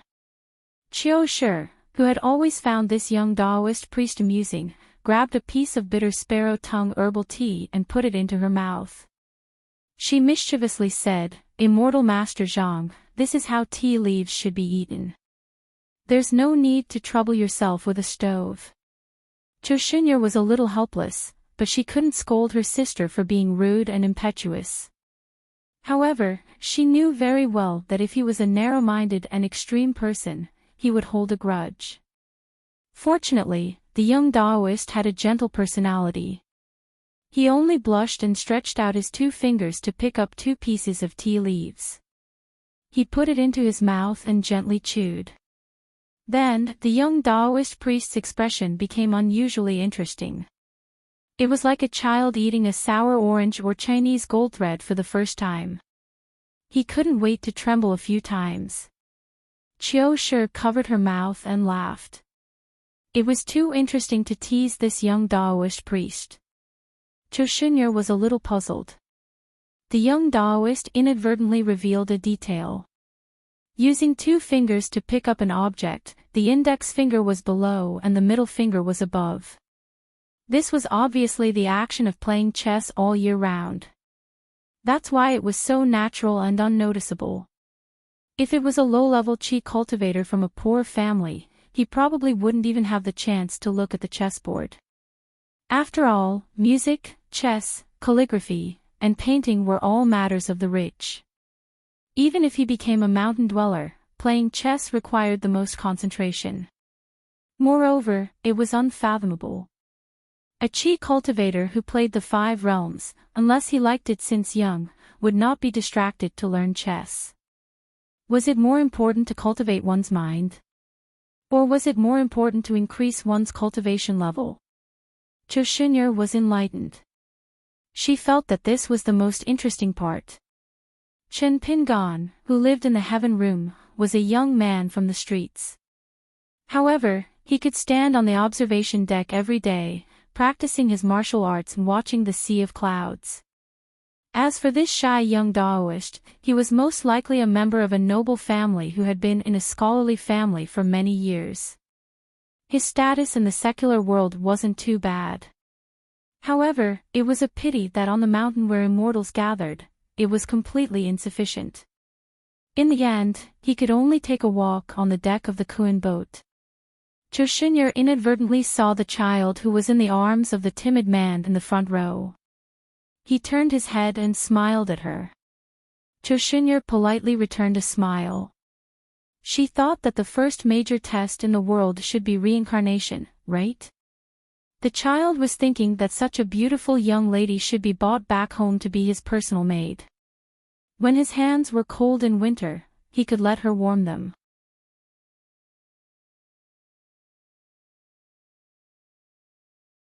Seeing that Chen Pingan did not seem to dare to accept the snake gallstone, He Xiaoliang said frankly, "Don't worry, Lu Chen won't do anything this time. Just like how he personally promised that no matter what I do or say during this meeting between you and me, he won't use his supernatural powers to spy on us. As long as he says it himself, you and I can believe it." Chen Pingan then steered 15, and a prescription floated out from it. The words Lu Chen's edict were printed on it. He Xiaoliang did not reach out to take it. Instead, he used a spell to keep it in his square-inch item, the lotus leaf. After doing this, He Xiaoliang's expression was obviously much more relaxed. He even picked up a spirit fruit called the fire pear and took a small bite. He smiled and said, "All right, the official matters are over. Next, it's private matters. Chen Pingan, don't be nervous." Chen Pingan smiled bitterly and helplessly. "How can I not be nervous?" He Xiaoliang asked, "Have you heard that I've already left the Divine Grandeur sect?" Chen Pingan shook his head. He Xiaoliang said self-deprecatingly, "It seems that my skills are still too low and my reputation is still too small." He Xiaoliang smiled and was not in a hurry to speak. He ate the fire pear with relish. This item could resist the cold and make one feel comfortable. As for the spirit energy contained in one fire pear, it was not worth mentioning. It was far inferior to the evergreen orange. Therefore, it was not expensive and was often a must-have item for the generals, ministers, and officials at the foot of the mountain during winter and spring. However, in the Celadon plate, there were more evergreen oranges and less fire pears. If he had not asked for the price from spring water and autumn sugar, Chen Pingan would definitely think that the fire pears were more expensive because they were rare. In fact, this was the foundation of the immortal mountain. It was not stingy at all. He Xiaoliang ate the fire pear leisurely with a relaxed expression. Chen Pingan sat upright and still. He did not know what this immortal master was up to. In the eastern Aquarius continent, the Jade Maiden of a continent, He Xiaoliang, announced that she was leaving the Divine Grandeur sect. Some people said that she secretly admired the junior martial uncle who went to the central divine continent and was in charge of the Taoist scriptures of the upper sect. The young Taoist priestess finally fell in love with him. The heavenly thunder stirred up the earthly fire, and once it got out of hand, she actually wanted to imitate the husband and wife, abandoning the sect's master's grace and the great Tao of immortality. He Xiaoliang left her position as the Jade Maiden. There were 3 Taoist sects in the Aquarius continent. The new Jade Maiden stood out. She was no longer the Divine Grandeur sect that had a heavenly lord, but a young Taoist nun from the Autumn Water sect. The outside world speculated that it was He Xiaoliang's actions that caused public anger in the continent's Tao orthodoxy, causing the Divine Grandeur sect to lose the Golden Boy and Jade Maiden in the same sect. He Xiaoliang's master was even more furious. He publicly announced that he wanted to clean up the sect. He almost went down the mountain to search for He Xiaoliang's whereabouts. Heavenly Lord Qi Jin had a hard time stopping him. Everyone knew that He Xiaoliang's master had high hopes for her. He nurtured her wholeheartedly and almost treated her as his own daughter. This was a fact that everyone in the Divine Grandeur sect knew. Therefore, it was reasonable for the old immortal to be heartbroken. However, it was inevitable that some people would be suspicious. Wasn't He Xiaoliang supposed to be the most blessed person in the continent? How did she end up in such a situation? Could it be that she had secretly made a fortune and obtained an even greater opportunity? So much so that she could even abandon her master's sect. However, the rules in the Taoist orthodoxy were as strict as those in the Confucian palace and the academy. Even if He Xiaoliang went to the divine grandeur sect in the central region, with such a bad reputation, could he really stay by the side of the Taoist priest forever? Fortunately, the battle at Jingyang Mountain and the Wind-Thunder Garden diverted attention. The vigorous fight to the death seemed to be more attractive than the complicated entanglement of love and hate. Chen Pingan saw that He Xiaoliang had eaten a whole fire pear and still didn't seem to want to speak. He had to ask in a low voice, "Immortal He, what do you want to see me for?"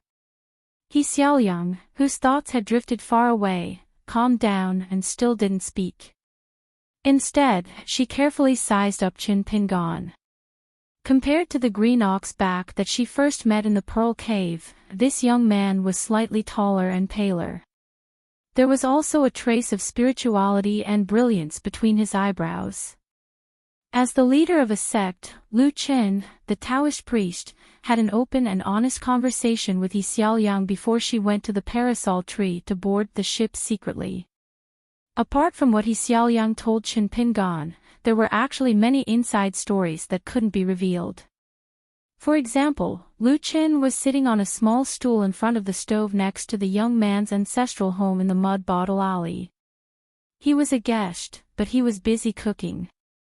Languid young girl GQ, who was the host, was sitting in the courtyard basking in the sun. From time to time, she would turn her head to look at the kitchen and urge Lu Chen to hurry up. He Xiaoliang was sitting near Lu Chen. After knowing the true identity of this young Taoist, He Xiaoliang didn't know why, but her heart was as still as water. This made her feel strange.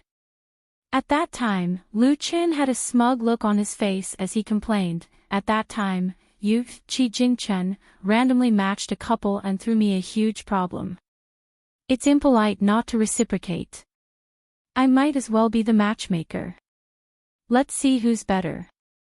When Lu Chen said these nonsense, his face was full of evil smiles. However, He Xiaoliang was indifferent. She was the same from inside out. This made Lu Chen feel very bored. Her personality was too similar to eldest senior brothers. It would be interesting if she was like second senior brother. However, it would definitely not be easy to get along with her. For example, the young man from the Apricot Blossom Alley, Ma Kuxuan, who walked out of the small town. While waiting patiently for the rice to be cooked, Lu Chen bluntly told He Xiaoliang that the 2 snake gallstones given by Chen Pingan each belonged to him and He Xiaoliang. This was like the 2 sides of a river. The prescriptions, especially the 4 red seals of Lu Chen's edict, were a bridge. Although this was a long-term plan of Lu Chen's, it could not be said to be malicious. On the contrary, this was half of the reason why Chen Pingan's luck could turn from bad to good after he left the small town. The other half was that his natal porcelain was broken. He had attracted opportunities but missed them time and time again. He only relied on his tough life, the stubbornness he had brought from his mother's womb, or rather, his special identity as a key chess piece to forcefully endure until the situation was settled. He waited for some invisible compensation from the heavenly axiom. As for the other half, it was Lu Chen's doing. Perhaps Qi Jingchen had already seen through it, but he was willing to go with the flow. He believed that Chen Pingan was blessed by the heavens and knew how to choose. Therefore, he was happy to see it happen. Those who could not see it, such as Chen Pingan himself, naturally did not notice it.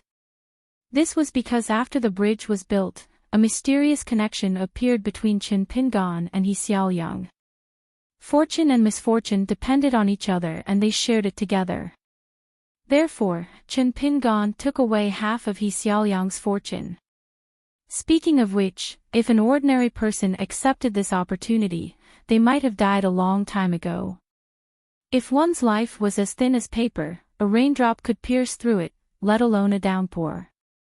Or, even if one's life was tough, but they were stubborn, daring to take and ask for anything. Some seemingly small karma would eventually come crashing down. Not to mention the bluestone streets of Fulu Street, even the mountains to the west would be destroyed until nothing was left. Lu Qin did not have any ill intentions. However, as for whether Qin Pingan would die from overeating, Lu Qin did not care at all. Later on, it was proven that Qi Jingchen had misjudged him.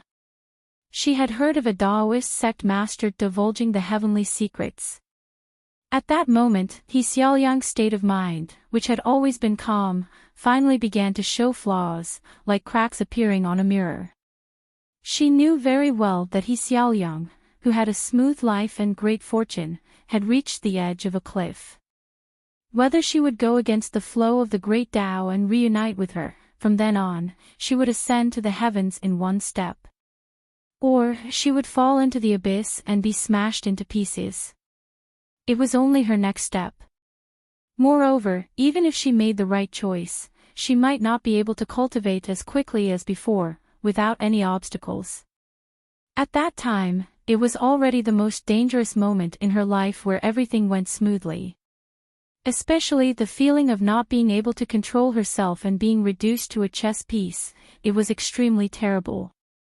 Cultivation was not to be a puppet of a big shot, even if that big shot was Lu Qin, the sect master of the Qingming world. Compared to the previous time, He Xiaoyang felt even more upset. When she was 14 years old, on the day she successfully cut the red dragon, the young girl He Xiaoyang realized that the way her master looked at her had changed. As time passed, the naive young girl began to realize that the gaze that made her feel uncomfortable was not just the kindness of an elder looking at a junior, but mixed with the meaning of a man looking at a woman. However, at that time, sect master Qi Jin was in seclusion, and everyone in the Divine Grandeur sect was extremely nervous. Before she left the Divine Grandeur sect and went to the Dragon Pearl Grotto Heaven, the old man told her bluntly that he wanted her to be a pair of Tao companions. The old man also said that for her, he could even leave the Divine Grandeur sect and be a pair of wild mandarin ducks living happily in the mountains without caring about the secular world. If He Xiaoyang did not want to wander around, it was fine. At most, they could continue to be master and disciple on the surface and become Tao companions secretly. The old man promised that the remnant book that described the great Tao of dual cultivation could allow both master and disciple to ascend to the upper 5 states. It was definitely not a clumsy and despicable method. He Xiaoyang was unwilling. Moreover, she did not pretend to be polite. If the old man was not confident that he could take her down silently, he would have done it long ago. That was why she went to the Dragon Pearl Grotto Heaven.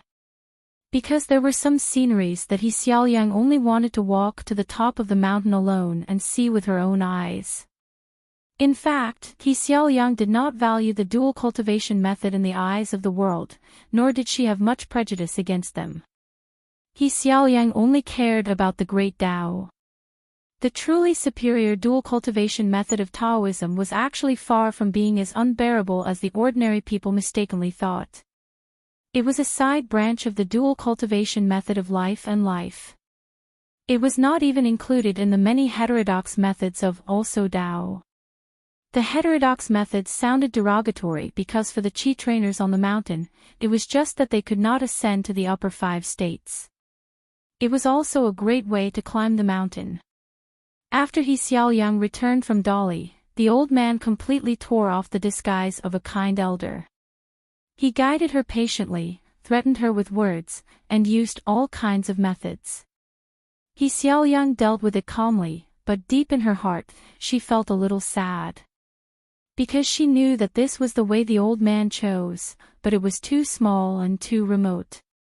She did not want to accompany the old man on this narrow road where the scenery at the end was far from magnificent. After that, the land sword immortal Wei Jin of the Wind Snow Temple entered the Nanjian kingdom. The old man mistook him for a helper invited by He Xiaoyang, so he restrained himself for a while. He did not expect that He Xiaoyang rejected Wei Jin. Wei Jin was muddle-headed and went to Jianghu on a drunk donkey. This made the old man feel that there was a silver lining at the end of the tunnel. However, good things come with setbacks. The young Taoist priest, who was of the same generation as him, did not have a high cultivation, but dared to protect He Xiaoliang and challenge him face to face. He even said some harsh words that made the old man feel a chill down his spine. The funny thing was, that guy hurried to the central continent and had only a private conversation with He Xiaoliang. Anyway, He Xiaoliang did not rely on youngest uncle as the outside world thought. Instead, he chose to erase the Taoist records of the Divine Grandeur sect. This made the old man feel that there was a glimmer of hope at the end of the tunnel. However, the sect master Qi Jin was quite tolerant and did not pursue He Xiaoliang's betrayal of the Divine Grandeur sect. Almost all the other elders of the Divine Grandeur sect were angry and felt that the Divine Grandeur sect had raised an ingrate, but since the sect master had spoken, they had to give up. Only He Xiaoliang's master wanted to go down the mountain to interrogate her, but he was still persuaded to return to the mountain gate by Qi Jin. He said that he persuaded him to return. In fact, He Xiaoliang, who had followed Lu Chen to Dali, knew better than anyone else that the sect master Qi Jin must have forcibly stopped the old man. Perhaps he even fought to force the old man back to his mansion. Because without her, the old man's great Tao, which was already in a precarious state, would be completely cut off. With the old man's stubborn character, he would never give up. But everything was destined to be in vain. Because behind her stood Lu Qin. He was an existence who could give orders to the Lord of Heaven, Qi Jin. He Xiaoliang's mind was full of thoughts. She did not answer Chen Pingan's question. Chen Pingan could only wait quietly.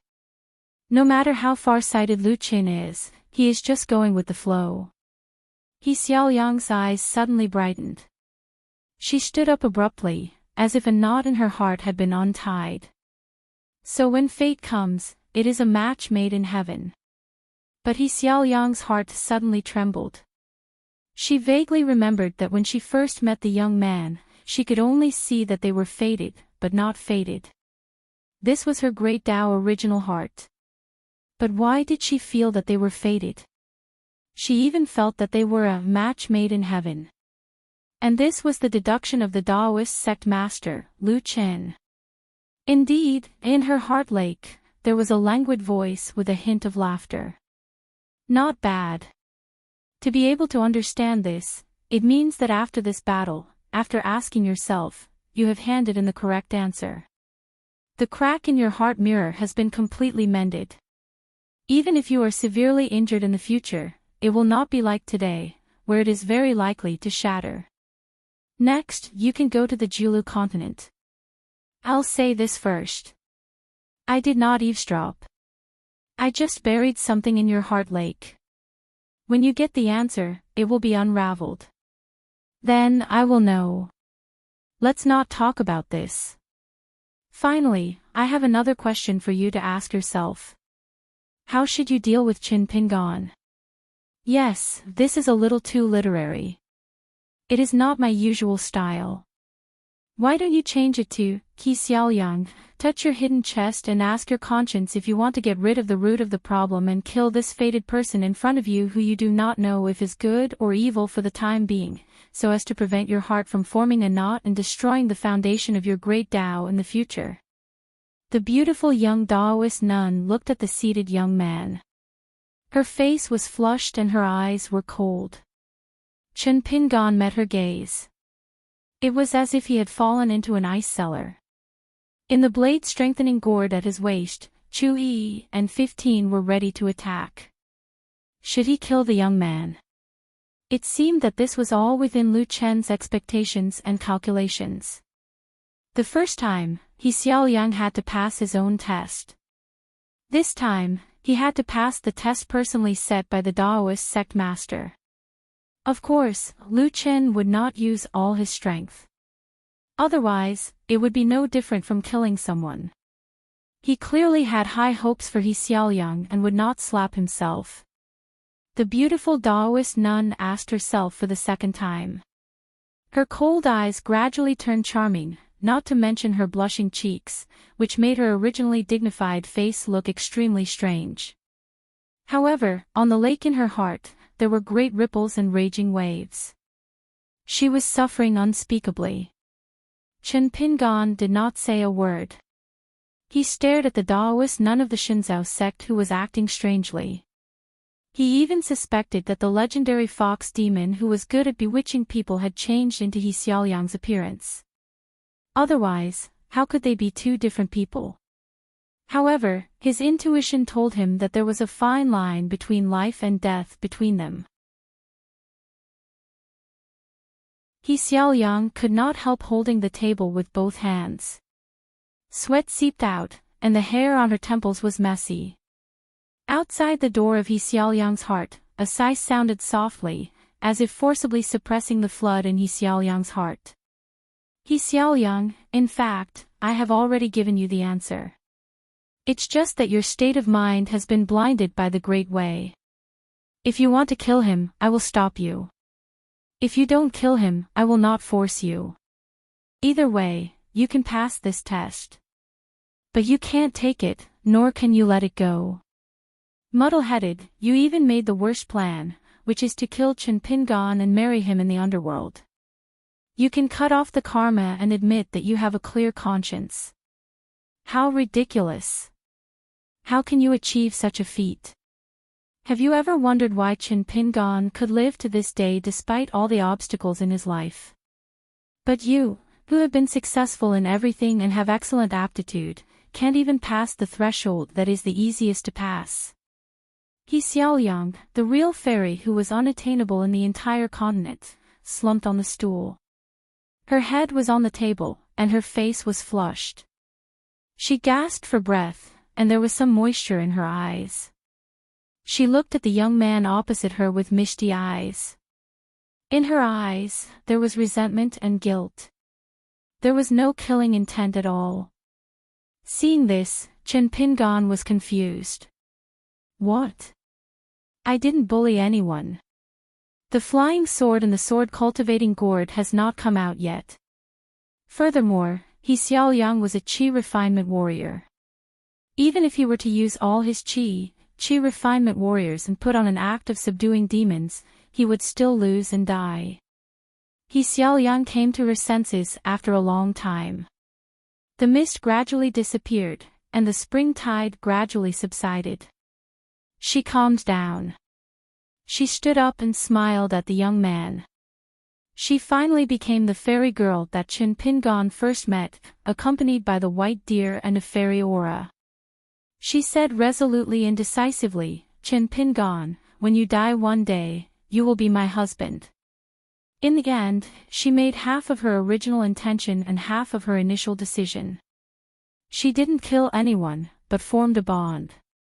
Above the heart lake, Lu Chen's deep and rich voice sounded slowly with undisguised admiration.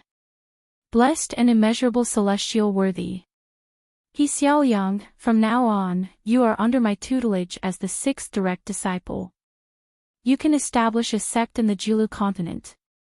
Chen Pingan was dumbfounded. He blurted out subconsciously, Immortal Master He, what did you say? Did I hear wrongly? Why don't you say it again? What did she mean by Lang Jun was dead? Chen Pingan was increasingly certain that this He Xiaoliang in front of him was most likely a wild vixen who liked to make trouble. He Xiaoliang was a little embarrassed and annoyed. She glared at Chen Pingan who took advantage of her. She took a deep look at Chen Pingan and then left. Chen Pingan remained seated at the same spot, frowning. It was like a dream and an illusion. You're tuning into the Journey of the Soul YouTube channel. Don't forget to subscribe and join us on this journey to catch the most captivating stories.